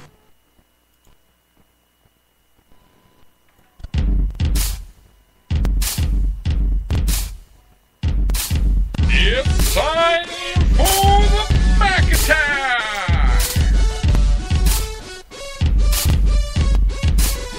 All right, MacPack. If you want to join today's conversation, feel free to do so. You can do that in several different ways. First way being, you can give us a call, 360-450-5625. Again, that's 360-450-5625. You can message us on Facebook.com/OnTheMoveShow. You can get us on Twitter at OnTheMoveShow. And the very first thing I want to just mention here, this is one of the most frustrating points here. Because, again, the federal Leviathan, state, local Leviathans, they can just continue to grow. And more of us, we get sucked up into this huge vacuum that has been created. And again, the only reason why all of these laws keep getting passed, all these politicians keep passing them, is because they want control. Why do you create this system of control? other than to give people the ability to control others. There are those people in the world, politicians, who shouldn't have power over you. And that's why our founders were very concerned about the centralization of power. So keep this in mind, okay? As everything expands, and it will, that's the nature of governments, to expand, bureaucracy to expand. And again, we keep in mind the first principle about not every law is worth killing for, so maybe we should scale some of that back. You know, if we don't believe that somebody should die if they violate this law, then maybe that shouldn't be illegal in the first place. You know, not necessarily if they violate the law either, but if they resist the enforcement of that law. Okay, well, you know, if somebody who steals something from somebody else resists the enforcement of that law, the law that says it's illegal to steal, then, yeah, we as a society, we accept that, yeah, that it may be acceptable for that person to die if we have to use that level of force. If, in order to stop them, we have to kill them. So we covered that point already. But when we talk about the government growing, all right, the government is bigger than it has ever been in our history. The government now controls every aspect and facet of your life. I mean, they basically regulate how many times you have to chew your food and you know, what hand you have to wipe your butt with. I mean, that's where we're at right now, people. They can control how much water you're allowed to have in your toilet. It's unbelievable. They force you now to buy a product in order to be a legal citizen. And by the way, Obamacare, as you know, otherwise known as the Affordable Health Care, which is laughable, it's a hilarious joke. All right, it's expanded. It took over a third of our economy. The government's now taking control over an area that it has no business taking control. Healthcare is not a right. All right, healthcare is something that you buy. Healthcare is a service. Healthcare is not a right. Now, you have a right to engage in the market, the free market, to purchase that thing, but it's a service, just like any other service. Do you have a right to your cell phone? Well, I mean, I guess you do now because there's such a thing as Obamacare. Other people's money is being used to subsidize the cell phones for other people. Cell phones aren't a right. Healthcare, not a right. College, not a right. School, just school period, not a right. You don't have a right to make someone else pay for your child's school. That's immoral. That is immoral. Redistribution of wealth is immoral. You have a right to engage, as I said, into the free market. You want your kid to go to school? Yeah, it's a good idea to invest in their education. That's great. And I agree. Our society would probably be better off if we invest in education ourselves. If we as individuals in the society decide, even collectively, maybe we come together and organize, say, hey, yeah, this would be a good idea. I'd be willing to voluntarily give my money in order to make my society a better place. However, where I have a problem is when goons with guns come in, kicking in your door and say, give me all your money. Schools are important. You know, don't do drugs or we'll shoot you. You know, that's where I have a problem with this. You know, this is the immoral line that is drawn, and it takes years of age, of this advanced age, for us to come up with reasons to say, oh yeah, you know, okay, well, I understand, yeah, school, it is a good investment. We should invest in schools, and it doesn't matter if that guy doesn't want to pay. You know, we should just take his money because, you know, he's not paying his fair share. What is this fair share thing? What the hell does this mean? Fair share. Paying your fair share. The government is funding itself off of your tax money. What is fair about that? I mean, why do you care what's fair that you give the government? Nobody likes the government. No one likes government. No one. The statists, they don't even like government. They just like using the force of government. They like being able to harness the force that the government has. But no one likes government. No one. You ever been to the DMV? Who likes dealing with those people? You ever been to the VA? No one likes dealing with those people. Every now and then you'll get, you know, some horrible horrible person that just absolutely hates their job, but won't leave because they're making more than they could ever hope to in the private sector. And those people are despicable. They need to get out of there. The VA, government, this is what that kind of system breeds. Now, there are good public servants in there who are doing their job and all that, and that's fine. But there's a lot of bad apples in there too. So, again, fair share. We're funding the government. How are you even why are you as an individual worried about what so and so is paying the government? You're not going to get all of that. All right, let's just assume. All right, and this is the difference too between where some people seem to be confused and where I stand. Okay, I'll tell you where I stand, and I think I make a lot of sense. Maybe I'm wrong. If you find holes in my logic, point them out to me at OnTheMoveShow or Facebook.com/OnTheMoveShow. Okay.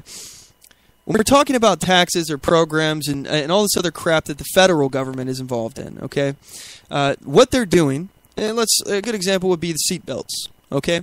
What they're doing is they're taking money out of your local community through the coercive force of taxes, and then they're taking that to Washington, D.C., and it's being essentially washed through government hands. And, of course, in that process, some of that money is lost. You got to pay for the bureaucrats who run this crap, and you got to fund the Leviathan. Again, so people got to eat. The government's got to eat too, right? And they create all these jobs that don't do anything, that are non-essential government jobs. And in addition, they do these make-work projects where they're fixing our crumbling infrastructure. Well, look, I don't know if you guys have ever been overseas, but have you compared, for example, let's imagine the roads in Iraq. Imagine those roads compared to our roads.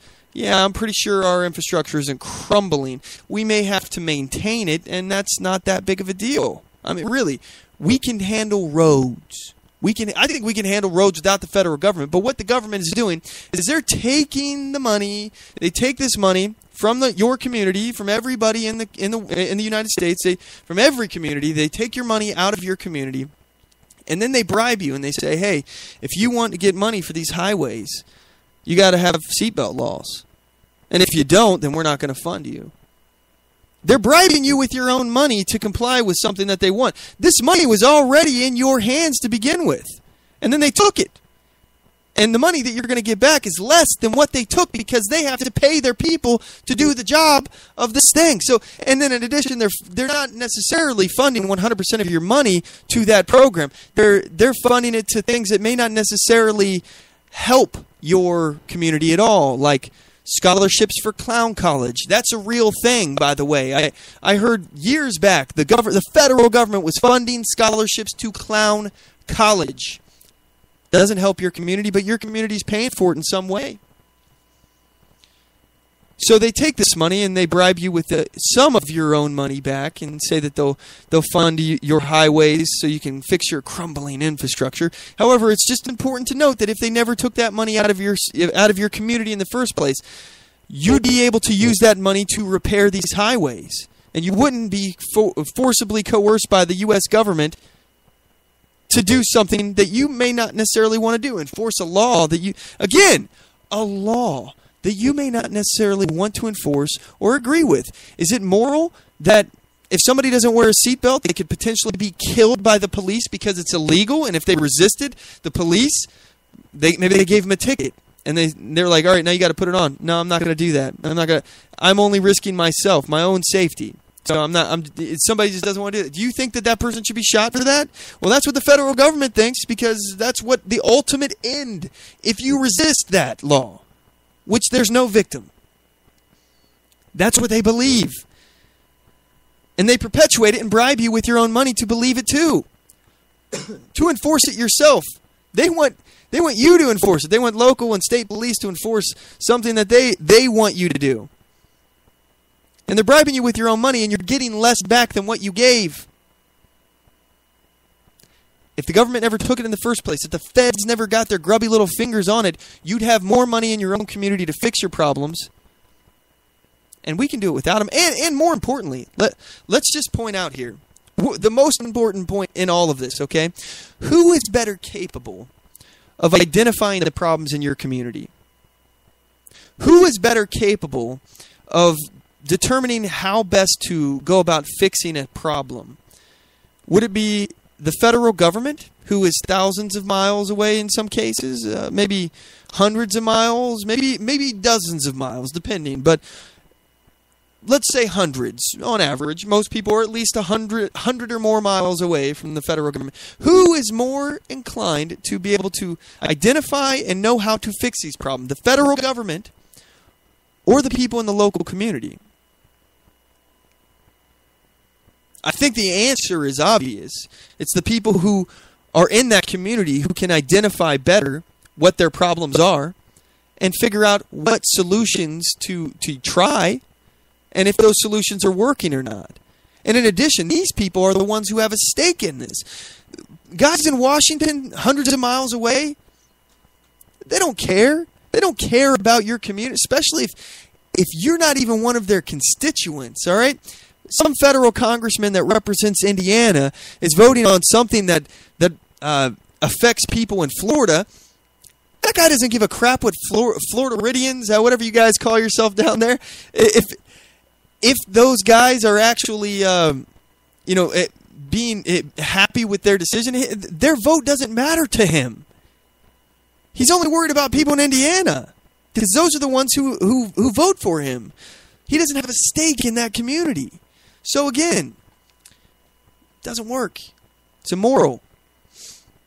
And this whole problem, this is a spending problem that we have when we're talking. We hear these politicians saying the cupboards are bare. We don't have any money left. The cupboards are bare. We're just totally broke. Well, tough tits as far as I'm concerned. I apologize if that offends, but tough tits. Look, we are being taxed at a higher rate than ever before in American history. The government is taking more of your paychecks than ever. And the cupboards are bare? They're taking more money away from you. Your hard-earned money. They're taking out of your pocket. They're hanging you upside down and shaking you until stuff falls out of the pockets. Pennies from heaven. Now, I want you to put yourself in this position, okay? Ask yourself this question. If you were making more money, because, oh, by the way, they literally, in dollars, they made more actual dollars this last tax season than they ever have in the history of our country. We're being taxed higher, and they are making more money. So if you had a job, and you were making more money than you've ever made your entire life, and you look and you're at a deficit and your cupboards are bare and you just don't have any money and you're overspending and you made, let's say you made $1 million, but you spent $1.5 million.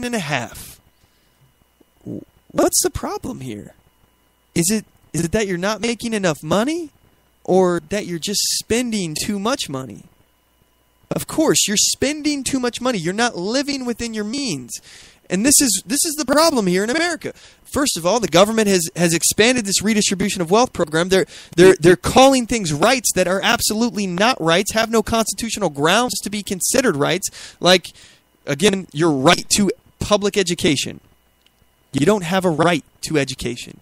You have a right to go buy education, to engage in that, to collectively bargain with other groups and organize and associate yourself with people to provide better education, to invest in education, but you don't have a right to force others to do that.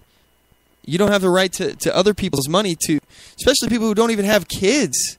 You think it's fair to a couple who's unable to have children, you think it's fair to take their money to educate other people's children? I absolutely don't. And again, do you think it's okay to kill those people who, if they refuse to give you their money?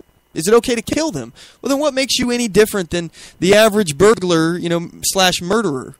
What makes you better, government? What makes you better, do-gooder, who thinks you're doing the best for society, the common good? What makes you better than a common crook? I would say nothing.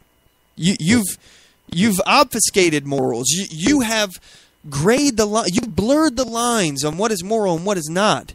And you've come up with all these excuses. Again, these are lessons we learn in youth. We learn them at a very young age. This is wrong. It's just wrong. So, we're talking about redistribution of wealth in general here. So let's forget the moral side of it. I feel like I've beat that drum enough, but it doesn't work. Let's look at Social Security. This is the greatest example. Social Security does not work. Yeah, there's people that are on Social Security now. I'm paying into this system. You're paying into the system. All of us pay into Social Security. We will do so our entire lives. And my generation, the millennial generation, we're never going to see a dime of that. And we're told this. And we just accept it. Oh, well, okay, I guess we have to pay for other people, even though our government was irresponsible, and they spent all of the money that we're giving you to... This was supposed to be essentially an insurance plan or an investment plan where you paid into it and you got money back. That way, when you retired, you had stuff coming in, you had an income coming in, and you could provide for yourself. Essentially is what it was. It was supposed to be, this sounds like a great idea, right? You fund yourself. That's great. However, the federal government, they started borrowing from this money.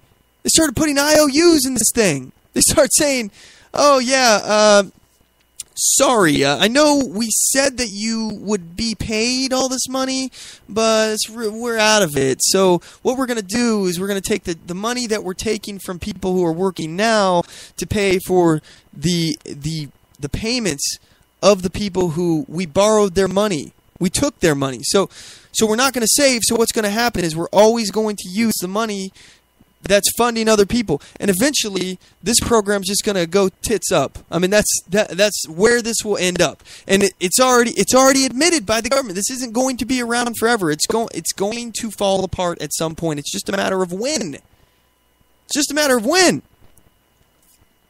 These programs do not work. Obamacare doesn't work. Does not work. Yeah, there's maybe millions of people, and I question the statistics on this, by the way, but maybe millions of people who did not have health coverage before and now have it. However, they're doing so on someone else's dime. You do not have a right to health care. If you cannot afford health care, I apologize. That sucks. But it's not your neighbor's fault. It's not some guy down the street or Joe Schmo in Ohio, Airman Snuffy who's serving in the military in Wyoming. That is not his problem that you don't have health care and can't afford it. Some situations suck and some situations are not our fault. Others are. Sometimes we end up in bad situations because we put ourselves in bad situations, and other times we legitimately could not have done anything about it. It's unfortunate. Bad things happen to good people. It's really sucky. But that's why there's this thing called charity. We do for others because, number one, it makes us feel good. We get a little something out of it. We get that nice warm feeling when we do something for somebody who we know deserves it and really appreciates it. We as moral agents, moral people, we enjoy doing that. And good people get something out of charity. And even if you don't, even if there's nothing that you got out of it, you still help somebody, and that's good. That's a good thing. But forced charity is not charity at all. That's just theft. Plain and simple. That's just stealing. That's not charity. You don't get any goodwill credit somewhere for the fact that you were forcibly coerced to give money to these people who can't afford health care. Now, it sucks, and I think that hospitals should take measures to make it more affordable. But I'll tell you one thing. It's not going to get more affordable if the government is getting involved. The prices are going to go up, and by the way, they already have. I think the premiums have doubled and tripled, somewhere around there. So, it's getting more expensive for those of us who actually could afford health insurance. Health insurance, by the way. Health insurance. The point is to insure you and protect you against catastrophic events. But when your healthcare insurance premiums double and triple, that in and of itself is a catastrophic event. So what's happening now is that some people who were paying, a couple of $100 a month, their premiums kick up now, and it's over like $1,000 a month, and they can't afford to pay for this. They were able to afford their health care before, and now they are not. So I don't care if millions of people who could not afford health care before are now covered underneath someone else's dime. I don't care about that. What I care about is the countless people who used to be able to afford it, but now they can't. And what happens to these people? They can't afford the thousands of dollars a month. Well, those people, now they have to pay a tax or a penalty, depending on how you look at it, because the Supreme Court interpreted it differently.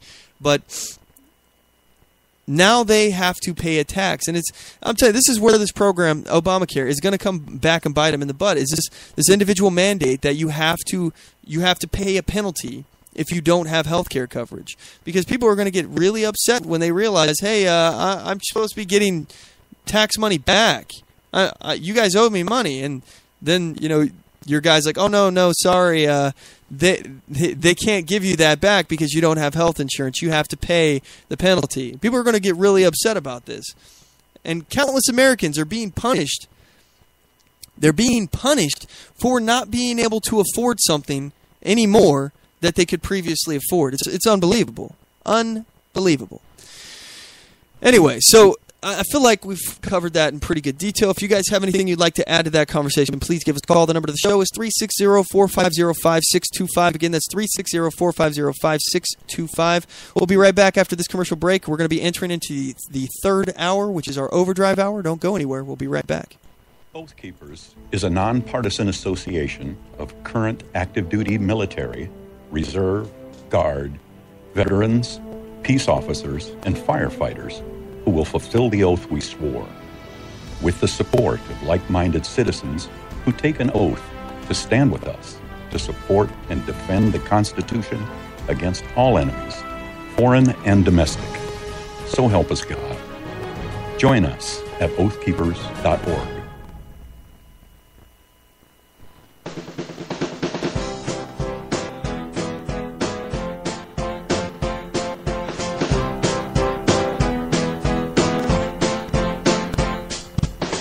Support On The Move. Help us make this podcast bigger and better. You can do this by going to our store and purchasing one of our hundreds of products. All designs are original and made for patriots like you. Just go to cafepress.com/OnTheMoveShow. We appreciate your support.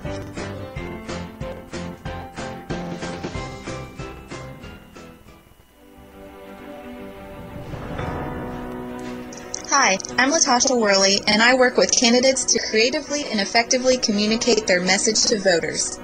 I offer professional graphic design services, from yard signs to flyers, from logos to vehicle magnets. Email me today at latashaworley@gmail.com. That's LATOSHA Worley@gmail.com for a quote on items for your campaign.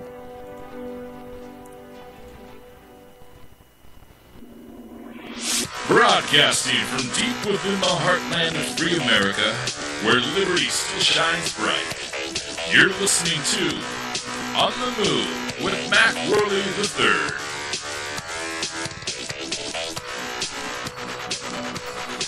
All right, we are in the third hour. Thank you for sticking with us. This is our overdrive hour.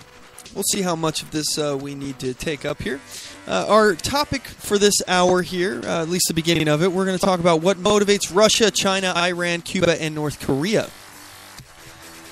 I think it's important for us to understand the motives of our, I don't necessarily want to call them enemies, but let's just call them opposition.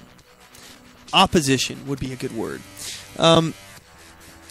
By the way, I don't know if any of you are noticing this, but it seems like the old Axis of Evil band is getting back together, doesn't it? By the way, if you're not aware, what's happening in Syria right now, we have our side. We have the people who are the rebel forces. They're supposed to oppose Assad. Assad is the Russian proxy puppet who is is again backed by Russia, and Russia is killing the rebel forces that are backed by America. And now Iran is in Syria, and they're working with the Assad regime and with Russia. And oh, by the way, guess who else is joining the party? Someone who you might not have expected. Cuba. What the heck is Cuba doing in Syria? Is anybody going to answer that? What just happened? Didn't we just normalize relations with Cuba? This is the thing about this president, is you think that you bend over backwards, or you just bend over a barrel for your enemy or opposition, and do whatever it takes to make them like you. You think that's going to work. You know, what happens when you have a bully on a playground? You know, this guy, he just keeps coming over and knocking you down every day. Just pops you in the nose, knocks you down. Every single day. You think that if you just say, hey, I'll do whatever you want me to do, and the guy keeps knocking you down, you think that that's going to ever change if you just get the guy to like you? If you just do what he wants? How about you just knock yourself down every day, you know? Just so he'll laugh. It's amusing to him, right? No. How you deal with the bully is you bloody their nose. And yeah, you may get your butt kicked. You very well may. But if somebody's hurting you, somebody's trying to intimidate you, somebody's trying to threaten you, you don't capitulate. All right? Now, I'm not for war. Let me just say. I am not a warmonger. I'm not one of these hawk guys who are like, oh, we should just nuke them, you know? I don't know if any of you have ever watched, I believe it was Boston Legal. One of my favorite characters on that show, his name's Denny Crane. You know, he was almost like a parody. I'm sure it was the lefties out there in Hollywood or wherever the heck they make that show, making fun of, people who like guns and Republican-type characters. I'm sure he was a parody, an attempt to make fun of us. Played by William Shatner, by the way. But I don't care. I still like the character. I thought he was awesome. But he was a hawk, and he was saying, you make me president for the day, and I'll take care of the job. I'll nuke Iran. I'll nuke Syria. I'll nuke Yemen. I'll have lunch. Then I'll nuke, Afghanistan, and after that I'll resign. One day, problem solved. That was his mentality, and that's not me. I'm not for war. I don't want us to get involved in protracted conflicts. I don't want us to have issues with other countries. I want us. Can't we all just get along? Can't we? Right? Unfortunately, the answer is no. We all cannot get along because some people don't play by the rules, and Russia is one of those. So what we're seeing right now is Russia and Cuba and Iran. So it's interesting right now with the Iran and Cuba thing, because Iran, they just did the treaty that we did with them, the Iranian nuclear treaty, and you'd think that they would be, I don't know, reluctant to do anything that would get attention on them, like, I don't know, opposing the United States proxy in Syria. You'd think that they would be reluctant to do it. You'd think they'd be on their best behavior, right? No. Iran, not on their best behavior. Immediately after the deal signed, they're like, ha, we got them. We got these guys. Now we can do whatever it is we want to do, because what are they going to do? They're going to go back on their deal? Oh, it's just going to make them look bad, and this president doesn't have the will to do that, so let's go ahead and go over there and help the Russians kill American proxies. Yeah.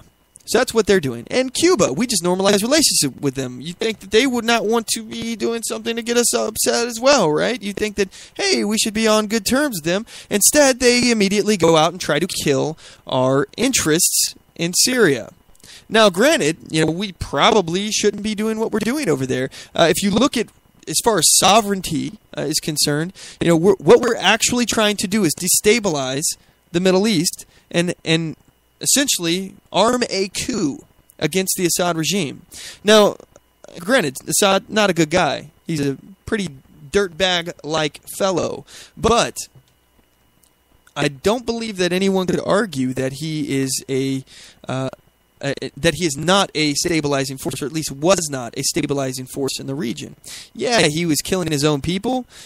So are the Saudis. We have no problem being allied with them. And the reason why is because they stabilize. They stabilize. You know, it's the devil you know.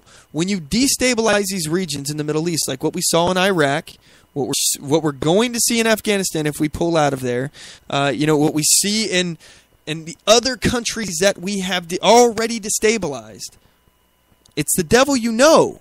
You know, we deal with the devil we know, or who knows what else could spring up, like ISIS. What are we going to do? What are we going to do about ISIS? ISIS is in control of large tracts of land in Syria. So you have three sides, essentially, in here. You have the U.S.-backed rebels. You have the Assad regime, which is backed by Iran, Russia, and apparently Cuba as well. Who knows what China's doing. I don't think that they're getting involved in this, which I'll get to in a moment about China. But you have a three-way proxy war because those, you know, our side, U.S. side versus Russian side, the Assad puppet regime side, and then you have ISIS. And what Russia is trying to do right now, let's focus on what is actually Russian interest. Okay, I believe, and maybe I'm wrong. I'm not perfect, but I believe that that Putin is trying to put the old band back together, the old Soviet Union. He does not like the fact that Russia is considered, you know, a second-rate superpower, not as good. So what he's using right now with this Syria situation is, number one, it's a way to poke the U.S. in the eye. Boop. Hey, U.S., how's it going? Boop. Yeah, give me that lunch money. Boop. And we're like, oh, hey, can you please quit poking us in the eye? Ow. Hey, come on. Ow. Stop that. Look, he continues to poke us in the eye. He's literally killing our interest. This, if we're talking about, I mean, I don't think we should be there in the first place. My opinion. I don't think we should be dealing with that situation. Honestly, I think it was a mistake to even start getting involved over there. I'm happy to let Russia take control over that mess in Syria. I'm happy to let, and if I was president, I would be acting like this is them doing our dirty work for us. I'd be like, yeah, thanks Russia. We didn't want to have to dirty our hands. Thank you for wasting your money and your resources for that, because what you're really doing is stabilizing the region, and we certainly appreciate that. And if you weren't able to handle it, don't worry, we can do it for you. You know, I would be playing this off, like making it look like Russia is doing our bidding.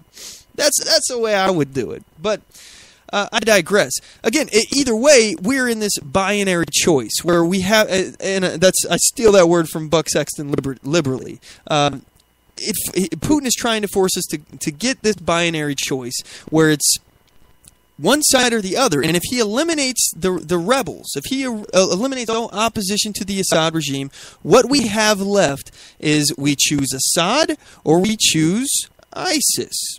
That's a pretty easy decision.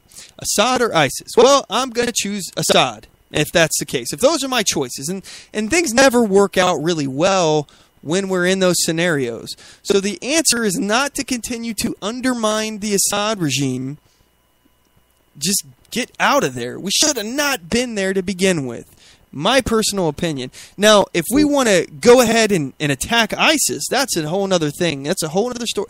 We can go in and jack up ISIS. The only thing that's stopping us right now from messing up ISIS is we have our hands tied behind our backs. That's it. We could go in there, 24, 48 hours, boom, boom, boom. All right, we screwed them over. We jacked these guys up. Let's get out of here. You know, good luck, Assad.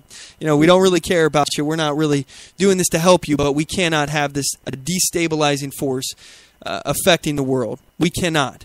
So that is, you know, and I'm sure some people are going to disagree with me on that, and that's fine. You're entitled to your opinion, but I just think that if we're going, I mean, it's obvious now that even if we do get these rebels armed up, all right, we're involved in a proxy war with Russia. It's our interest versus their interest.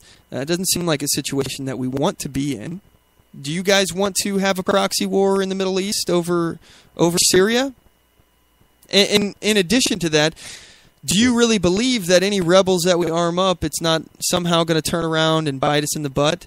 I mean, That's what happened with the Mujahideen in Afghanistan. You know, we armed them up to go after the Soviets. And what happened? What was the result of that? Oh, yeah, Osama bin Laden. Didn't really work out too well for us in the past. So our interventionists, our involvement in that region, and our backing sketchy characters to attack our opposition, I don't really think this is a good plan. This seems to be a bad idea when we arm people who are kind of sketchy. You know, again, how do you tell a radical terrorist from a radical rebel? You know, I don't know.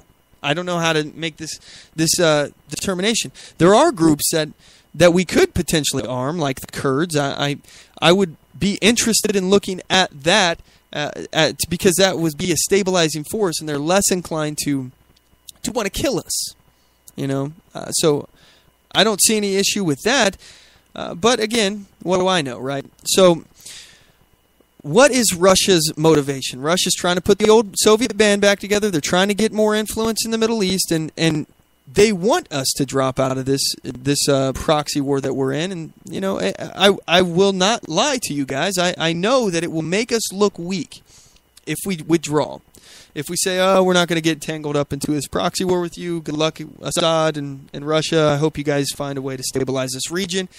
Yeah, I'm sure, you know, Putin, because Putin isn't stupid, and he's trying to make us look weak. He's trying to make himself look strong. And again, that is the other reason for being in Syria, is that it's a show of force. He's showing off all the new weapons technology that he's got, these new cruise missiles. Unfortunately, one of those landed in Iran. That's unfortunate, you know, trying to show off and you fail. Don't you hate that? It's like when you're like, hey, guys, hold my beer. Famous last words, right? So anyway, Russia, he wants to try to expand his territory, Russian territory, and retake some of the old Soviet Union back. You know, we saw that with the Crimea. He's trying to get more involvement in the Middle East. Russia really hasn't had much involvement in the Middle East for a while, quite a while. So this is opening the door to get them in the Middle East. And other Middle East countries over there, like the Saudis, they're looking at the situation. They're like, the United States, they're kind of feckless. They're not really doing much. They're doing the bare minimum. Even the president said that, you know, his heart wasn't really in this whole campaign of arming the Syrian rebels. So what are they doing? We don't really know. It doesn't really seem like a good ally for us to you know, hitch our cart to. Maybe this Russian thing, maybe this is the way to go. So, you know, we'll see the Saudis starting to look toward Russia for help, and honestly, I mean, I don't necessarily know if that's a bad thing. I mean, look, I know we don't want to make the Russians stronger by any means, but again, I think there's ways that we can spend this to make it so, hey, because first of all, it is a bad thing for Russia whose economy is based on oil, and it's hurting right now. Have you seen the prices of gas? I just saw $1.85 for gas the other day. My jaw hit the floor. I remember back before I joined the military, probably closer to like 2004 or something. There was a time in my life where I would not purchase gas if it was more than $1.75 a gallon. I was like, nope, it'll go down. I'm cool. I'll just wait, you know. And you know, and then one day it just never went back below $1.75, and I was like, "Oh my goodness, this is crazy." So, $1.85. You know, they need the price of oil to be about $90 a barrel, and at a minimum, Russia does, in order to really survive. And now they're expanding, and you know, their military operations and spending more money. So obviously, this is kind of like a Cold War scenario. All right. One of the reasons why the Soviet Union fell is because they were trying to expand their military to keep up with us, and they lost. They ran out of money and went kaput. So I don't see any problem with allowing them to expand in areas and do our dirty work for them. Look, if now, granted, we don't want them to attack our allies and try to attack sovereign nations, and this should be understood. There should be a consensus in the global community. Hey, guys, we are actually NATO. Hello. If you guys have any self-interest, you will actually, I don't know, maybe up some practice drills here, you know, to try to first of all give a show of force to the Russians, let them know that we're serious about defending this territory, and secondly, let them know that we're not going to allow or stand for you to take over or usurp other areas of the world, other sovereign nations, like you did in Crimea. You will not be able to come into these areas under the guise of saying that you're here to protect ethnic minority Russians. You're just not. We're not going to allow it. And if you choose to do so, you're the one that's instigating the war. We're going to let you know that if you cross this line in the sand, again, red lines are important, but not as important as backing up your red line. See, this is one thing that President Obama didn't quite understand, is that when you draw a red line in the sand, you have to be prepared to actually follow through with it. So if, for example, you say, if Assad uses chemical weapons, then we're going to go ahead and we'll attack them. That's a red line. That's a red line for us. But then when you do nothing, you look weak on the world stage. Now, all I'm saying is that if you want to make the world safer, you project strength. If you want to be safe, you illustrate that you have a good offense as well as a good defense. So that's how you project strength in the world, and strength makes peace. Now, when we're talking about these red lines, you got to be careful on what you draw a red line on. What do you really think is a red line? Do you think that it's worth going to war with Russia over them invading one of our strategic allies? I would say yes, but at the same time, I would want to take a look at who is our strategic allies and what they're doing for us, and what benefit it is for us to be a strategic ally with them. Do we really want to remain strategic allies with somebody? And if are they willing to go to bat for us? Because that's what it comes down to. If we're attacked, will this person back us? And if they do, what kind of army they bringing to the table? What kind of resources? Are we just protecting them and there's nothing to them? They don't bring anything. Do we not get anything out of the alliance? Something to ask, right? So red lines are important, and it's important to only draw them when you're actually prepared to do something if somebody violates that red line. For example, if it has been said for a long time here that if we were serious about what was going on in Syria, we could have created no-fly zones in Syria. And if we really wanted to keep Russia from attacking our interests, we could say, hey, Russia, here's what's going to happen. This is a red line, and we mean this. If one of your planes gets within, a couple miles, let's say, I think I heard this on the Buck Sexton show. I'm always talking about Buck, by the way. If you guys haven't listened to Buck, listen to Buck Sexton. He's way more articulate than I am, way more knowledgeable on foreign policy stuff. But I do try. I dabble. So, but he was saying, I think it was his show. He was saying that you create a no-fly zone. You say if you come within 20 miles of this no-fly zone, we're going to scramble jets. If you come within 10, we're going to shoot you down. And if you come within 10 miles, we're going to take that as a hostile act of war. So, this is common sense. If you have interest on the ground, you protect them. So, other people can't bomb them. It's extremely possible. Now, do I want us to shoot down a Russian plane? No. But I can guarantee you that if we let Russia and the entire world know that we will take it as an act of aggression, an act of war, if you come into this area, then we'll see what Putin's willing to do. Again, that's been suggested. We'll see if they do that. I just don't think. I think this is a bad scenario. We keep getting drawn into the wrong side of every conflict here. We keep having the wrong goals. What are our goals here? Are our goals to stabilize the region? Well, if so, I think Russia will take care of that. If that's our goal, to stabilize the region, it doesn't matter what we look like on the world stage. It doesn't. If our goal is to actually stabilize Syria and actually prevent ISIS from running amok, we could have already attacked that. We could have just went in there, like I said, 24, 48 hours. It would have taken boots on the ground, but we could have been in and out quick, very quickly. It's unbelievable to me. So we could have been in and out very quickly and annihilated ISIS.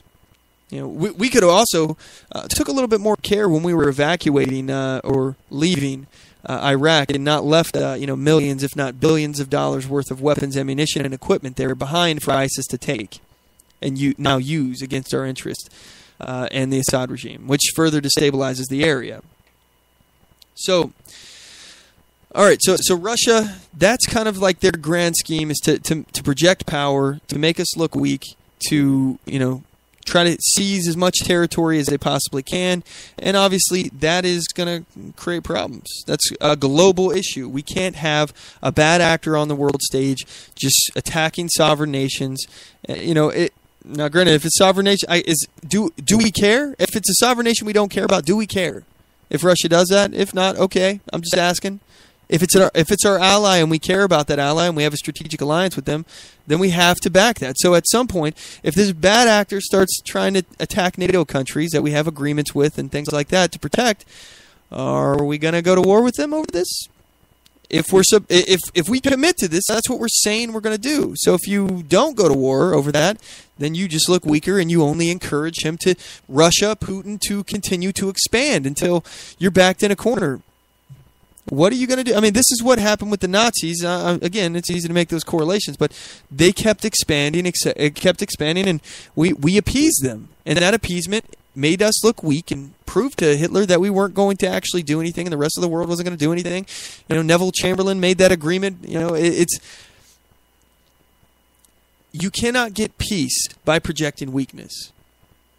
All that does is encourage war.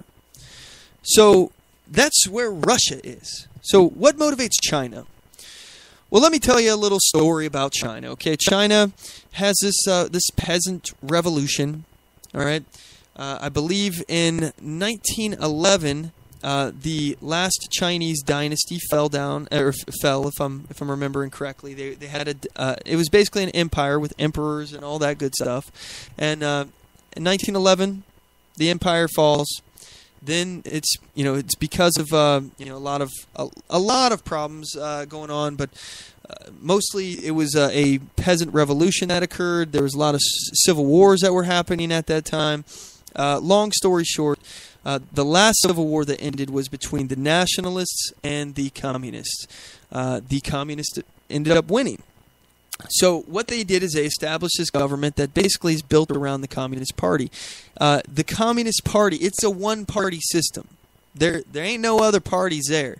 And all legislative, executive appointments, all appointments in the government are all the final say of the party, of the Communist Party. So you can't do anything in government without the Communist Party having a say in it at all. They run the show, and there's very few people who are running the show inside the Communist Party.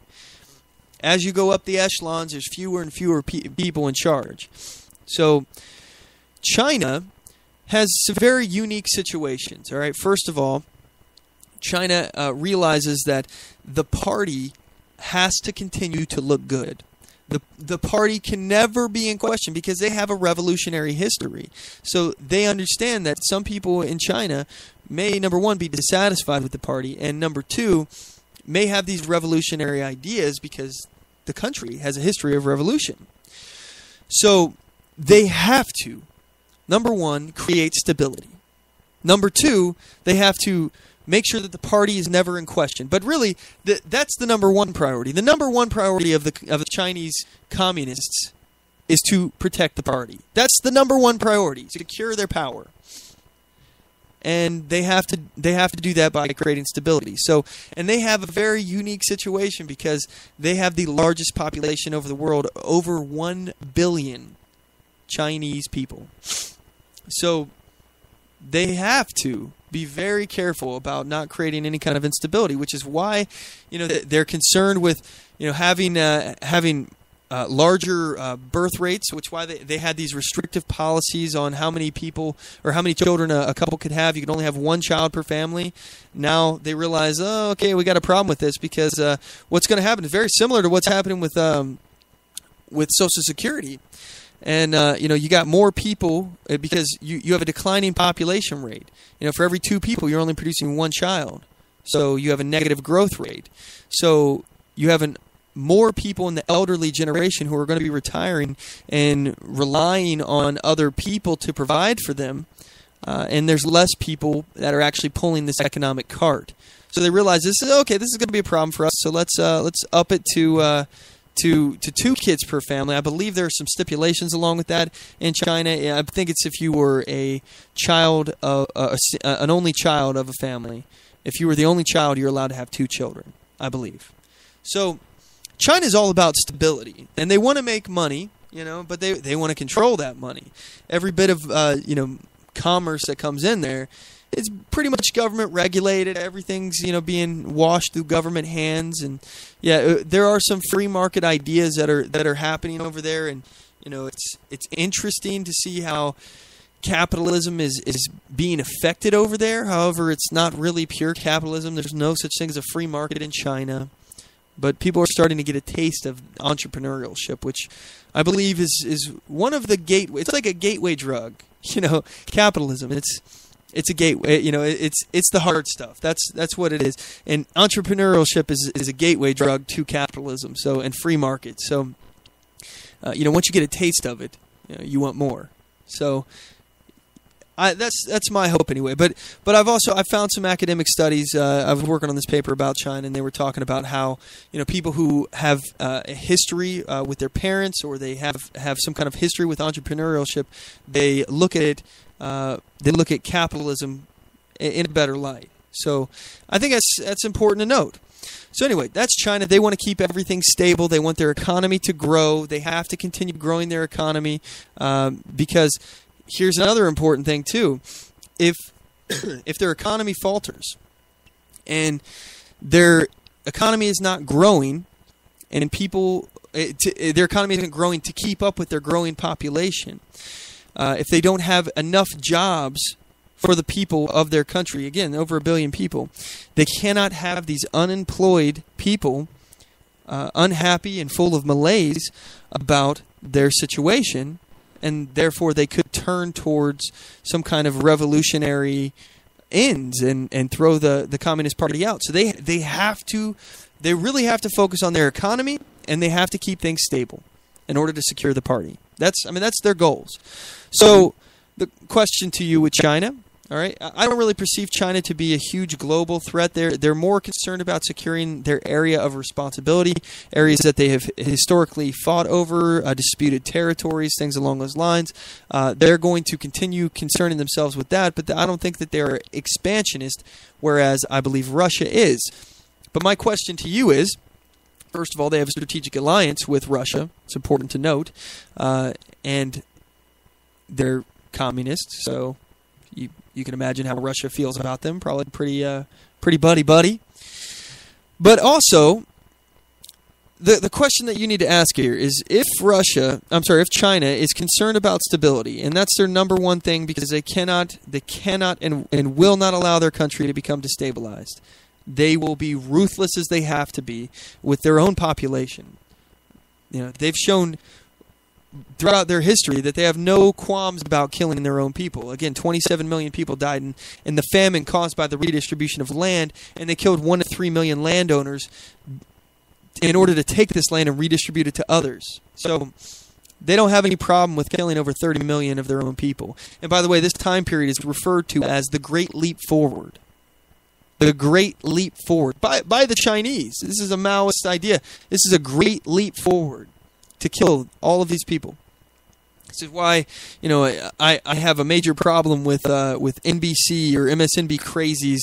I think it's their slogan where they say "lean forward." It's very Marxist. It harkens back to this great leap forward. It's a time covered in blood.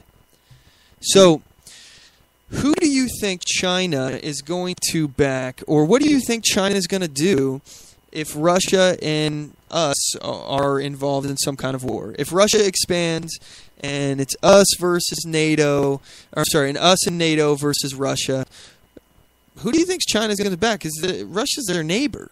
They're right there. They cannot afford instability. So it's pretty certain that they're going to back Russia. And that is where the problem with China comes, because the Chi-Coms, they're very, very communist. All right? And so is Russia. They like that about each other. And for stability reasons, China's not going to go against Russia. They're just not going to go against Russia. You know, unless Russia does some kind of action against them, which is unlikely. But anyway, so China could be a problem, not a problem right now, could be a problem in the future. Iran is a theocracy. Now, this is another interesting one to analyze here, because this is a government that is built around the religion. This is the commingling of church and state. This is the exact opposite of what we're supposed to be here, you know, where we have a separation of church and state, essentially, where, you know, we do not enforce a religion. Well, that's the opposite of what's happening in Iran. Iran actually enforces the religion and Sharia law. So, again, there's a difference between a Muslim and an Islamist, okay? A Muslim is one thing, and as far as Islamists, okay, they believe in Sharia law, all right? And they believe the literal interpretations of the Quran and the Hadith that, you know, says that you should kill Jews, and that, you know, you can lie and be deceptive as long as your overall goal is working towards the Muslim cause, the cause of Islam. Okay, so, you know, this is the radical side of it, and I believe that it actually has some kind of reformation, similar to what happened in Christianity. You know, we were out killing people who would not convert. Kill or convert. You know, that is an issue. So Iran is doing this, and, you know, they want to destroy us. You know, from what we represent, they want to destroy Israel, our strategic ally. They said they want to wipe us off the face of the earth. They want to increase the cause of Islam. They want to spread the caliphate. The cause of Islam is it's not. Trying to think how to articulate best here. You know, it doesn't matter to the Iranian regime if they die, as long as Islam survives. So this is kind of a scary situation. You have some kind of crazy people running the show in Iran, and and they're going to get their hands on nuclear weapons. So, you know, there's no such thing as mutually assured destruction when it comes to Iran. Again, this government is built around the religious beliefs of Islamists, and this is the radical side of the Muslim faith. And in my opinion, as far as I can tell, I mean, I'm no expert, but I have done my homework, and I've been trying to learn. I've been trying to understand what's the difference between a Shiite and a Sunni. And what's the difference? Yeah. So, I mean, I've been working on learning more about this. This is an area that I was deficient in, so I've been trying to learn more. And it's just pretty crazy, you know. It's insane that this country is so close to getting nuclear weapons, and we sign a deal with them.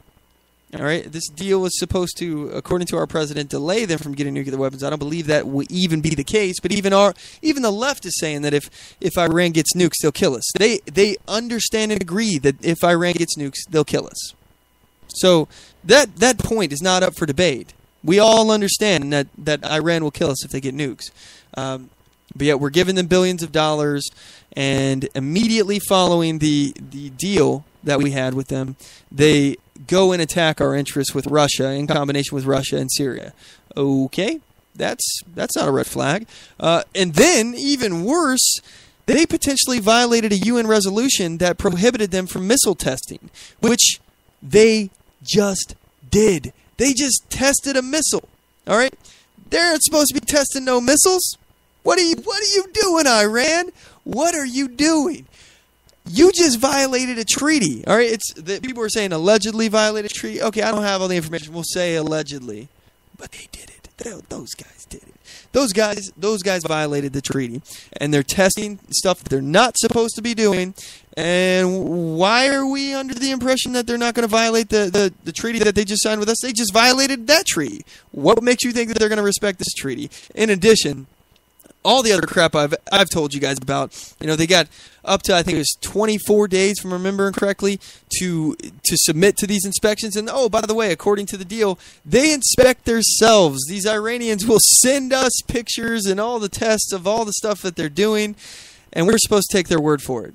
They just violated one treaty, but we're supposed to understand and agree that, yeah, they won't violate this one. Okay. And President Obama, he's doing this treaty in the hopes, because first of all, he knows that we're not going to be able to prevent them from getting a nuclear weapon forever. That's what he says anyway. Oh, no way, no how. Can't keep them from getting a nuclear weapon for all time. All we can do is hope to delay it, and maybe the people of Iran will overthrow this government. That's what his idea is. Although he refused to support the people of Iran to overthrow the government when they were protesting back in 2008 or 2009, I believe, during the Arab Spring. He was silent. He made sure to talk about areas that were stabilized by and kind of U.S. puppets, so to speak, like Egypt.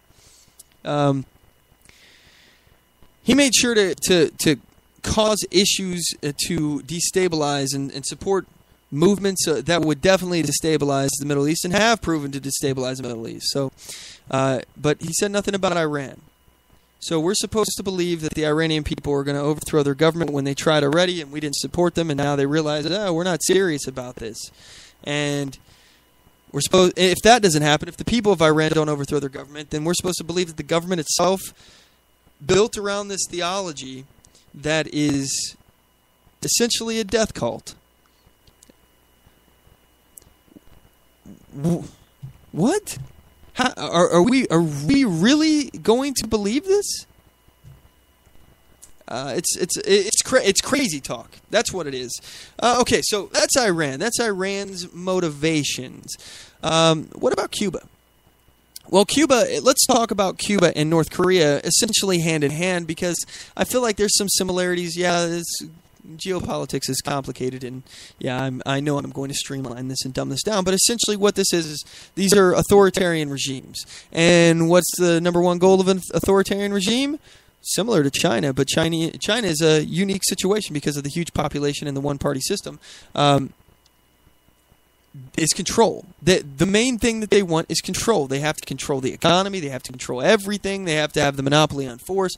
And that is essentially what's happening in Cuba and North Korea. They are oppressing their people, and they want to continue to oppress their people, and they are going to ally with people that will continue to allow them to oppress their people and back them for oppressing their people. That's why all these people like each other. Russia, China, Iran, Cuba, North Korea. What do they have in common, everyone? They oppress their people. Yay! That's what they have in common. This is the axis of evil. The band's back together, everyone. How did this happen? These lines keep being drawn in the sand. This is the difference between good and evil, communism and capitalism. So, what we are seeing, North Korea, nuclear power now, apparently. How did that happen? What the heck? Now we're not going to do anything. And all this does is embolden Cuba, Iran, these other third world countries, essentially, to step up and try to get nuclear weapons. Because once they get them, they realize that we're not going to do anything. We're not going to do anything. Oh, yeah, okay, North Korea is talking about killing us again today. We're not going to do anything. Oh, you're just joking. You're pointing your nukes at Guam. Oh, you rascals.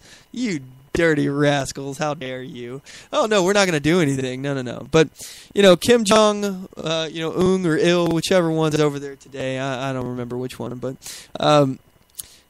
the Kim Jongs, this dynasty that it's over there, these guys are in North Korea. They're considered god kings. I mean, they're considered like deities, and they're worshipped like deities. I told you guys a while back, but I'll repeat the story. I remember watching a documentary, and I would highly recommend it if it's on Netflix. Wish I could remember what it was called now. I think it's Inside North Korea, from remembering. I think that's it.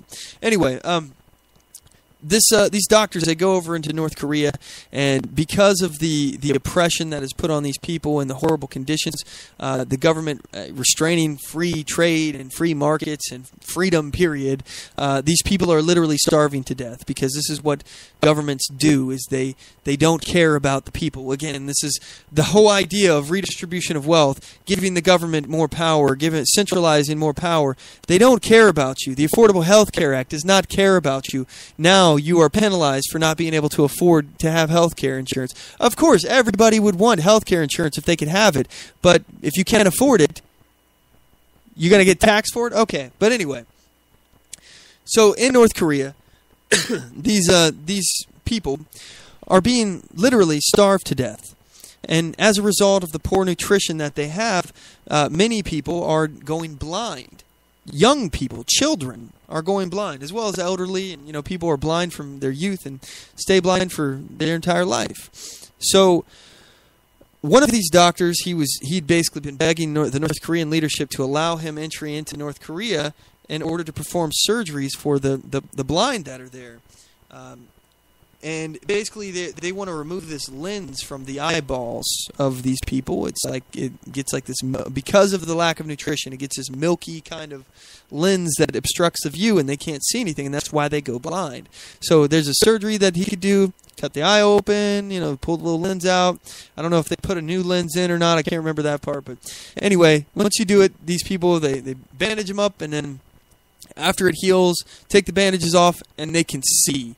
It's a miracle. But it's important to note that the North Koreans would not allow this doctor in for a long time. I mean, he had to fight hard to get in. He just had to keep, being consistent and not taking no for an answer. Hey, let me in. And then finally they're like, okay, fine. So they let him in. And he's doing this free. This is all free. This is pro bono. All right? He's doing this out of the kindness of his heart. Again, this is charity. All right? There's a difference between charity and government forcing people to be charitable. And again, in this scenario, North Korea, they don't care. They don't care about their people. They said no to a doctor coming in for free to do these surgeries. They said no. They don't care about the people. They're starving the people to blindness. So, anyway, these people, they get the surgery. They're getting their bandages taken off, and after each and every single person has their bandages removed, they run over to the picture of the North Korean dictator. I think it was Kim Jong-il at the time. And they thank him, their glorious leader, for giving vision back to them. Not the doctor, not the nurses, not the volunteers that are over there. They thank Kim Jong-il, the person who was responsible for their blindness in the first place. By the way, he's also the, well, at least he was. I don't know if, if his son has followed in his daddy's footsteps, but he was the largest largest buyer in the world of Hennessy cognac. Hennessy cognac. Yeah, that's right. So he was the largest purchaser in the world of that. So he's living lavish, but his people are starving. Anyway, those are kind of that's the analysis of the groundwork of these countries. Kind of gives you an idea as to where they're coming from. And the common thread that they all have is that they oppress their citizens with absolute government power. I think that's why it's important that we continue to stop our government from growing, to limit our government, to restrain it at every step of the way. Honestly, I'm in the favor of a new Bill of Rights. I think we need to be incredibly specific, because I think one of the issues that our founders made was to assume that, we would not be apathetic. This is one of the largest stumbling blocks, I think, and again, it's impossible for anyone to set up a perfect system. It's just not anything that you or I try to set up. I think that we would probably fail.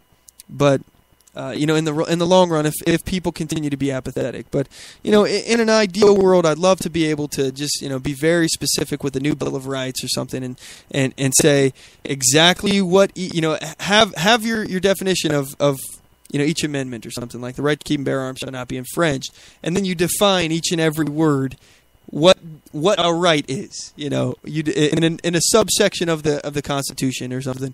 This is definitions of all the words used. This is what these words mean. Do not try to reinterpret the language, because this is what the left does. They reinterpret the language. They say, infringe. Okay, well, let's look at that comma right there. As we explain what a militia is, when you understand the definition of a militia and what it was, you now understand why it's in the Second Amendment. Number one, they preserve the right of the militia.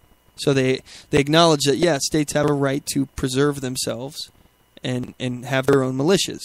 They have a right to a well-regulated militia. And you also have a right to keep and bear arms. So, I'm of the opinion that we need a reset here. We need to go back to a more constitutional republic. We need to really not redefine, because I don't like how that sounds. It sounds Orwellian, We need to reassert what our Bill of Rights means. I mean, honestly, I think the Bill of Rights in and of itself is perfect. And I don't think, honestly, there should be a change in it. But the problem is that it's been reinterpreted, and we've got all these case laws now that change what things mean and change what simple words mean. What is this? Is this Bill Clinton trying to tell us it depends on what the word is means,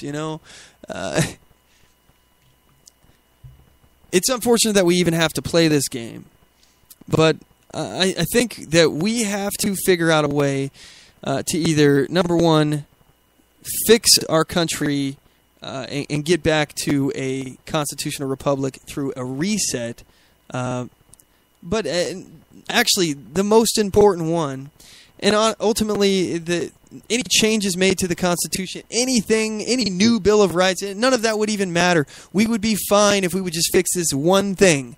And that one thing is apathy. People are apathetic. People just don't care. We'd be fine if everybody was not so apathetic and they actually got a little bit more involved in what their government was doing on their behalf.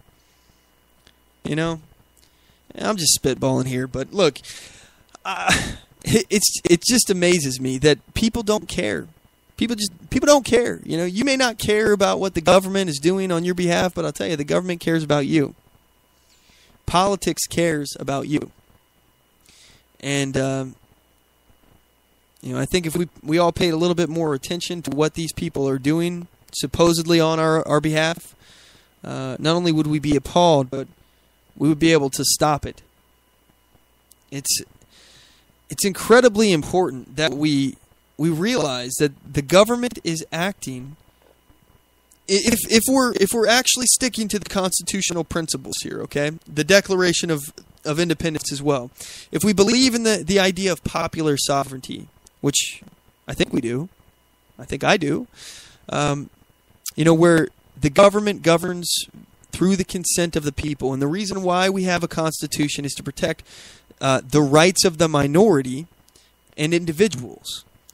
And you enshrine that in a Bill of Rights and say, government, these are the things that you under any circumstance cannot infringe upon. These are the rights that you don't have a right to touch. And then we have another section of the Constitution, as we do, that is the rest of it, and it structures the powers that the government has. I think that if people were not so apathetic and they were willing to restrain the government and willing to police the government and control it, because again, government's natural course is to expand, to grow.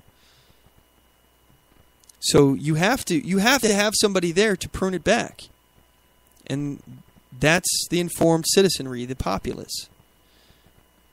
Benjamin Franklin said when he was leaving the Constitutional Convention, he was asked, "What kind of government did you create for us?" Benjamin Franklin replied, "A republic, if you can keep it."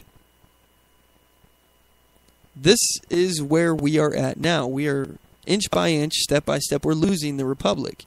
The government is acting on our behalf, but it's not acting with what we would agree with. What we would feel is moral for us to do ourselves. Again, back to the whole morality of law. We would not agree that it's okay to kill somebody because they're hurting themselves by doing drugs.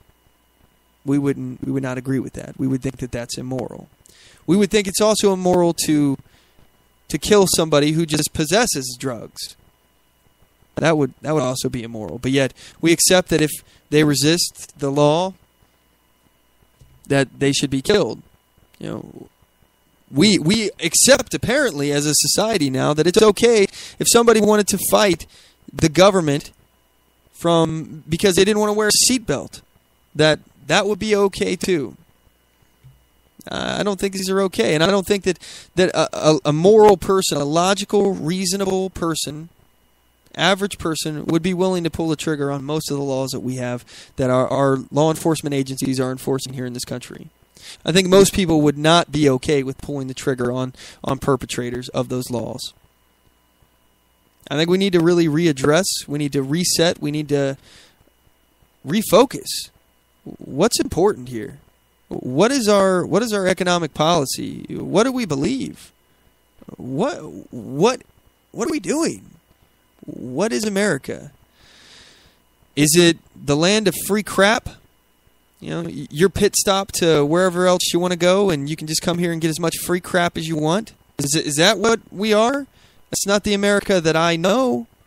If that's what we're turning into, I respectfully object, and I don't consent to this. I withdraw my consent.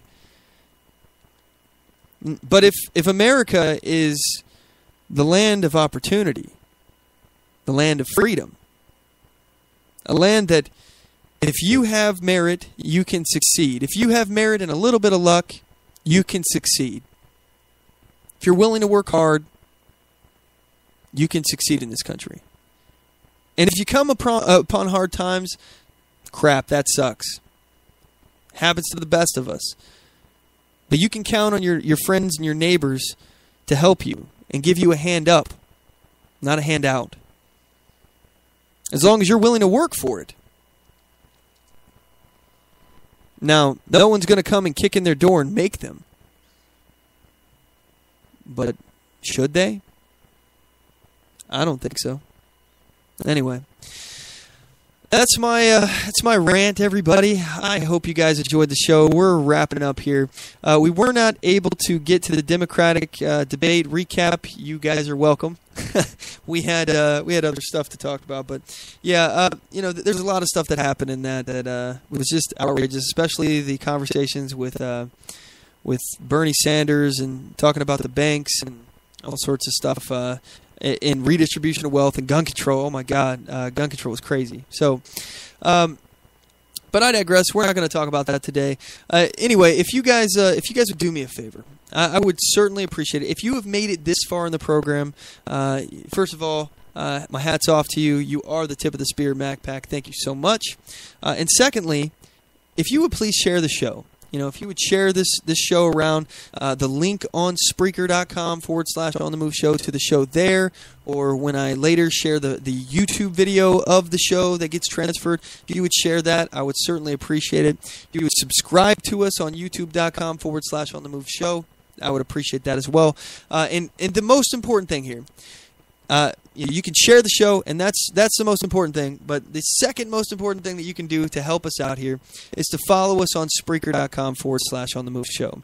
You doing that really does help us. It makes us pop up in the analytics a little bit more. It makes us look like a more popular show. That way, when somebody's searching for stuff, where they're more inclined to find us in a search result. So that does help significantly. So sharing the show and following us on all of our platforms and things like that, it's really appreciated. Also, don't forget to check us out on iTunes. We're on there as well. So, and we got a lot of other ways. So, like I said, but as always, you can check us out on our website. That's our hub, OnTheMoveShow.com. That's where we do everything. You can listen to the show right off of our website through the media player, web player that's sitting right there at the top of the screen. And let's see here. Follow us on Spreaker.com/OnTheMoveShow. Like us on Facebook.com/OnTheMoveShow. Follow us on Twitter.com/OnTheMoveShow. And again, you can subscribe to us on YouTube.com/OnTheMoveShow. Anyway, I've really enjoyed talking to you guys. As always, know your rights, assert your rights, and get on the move. I'll see you all next week.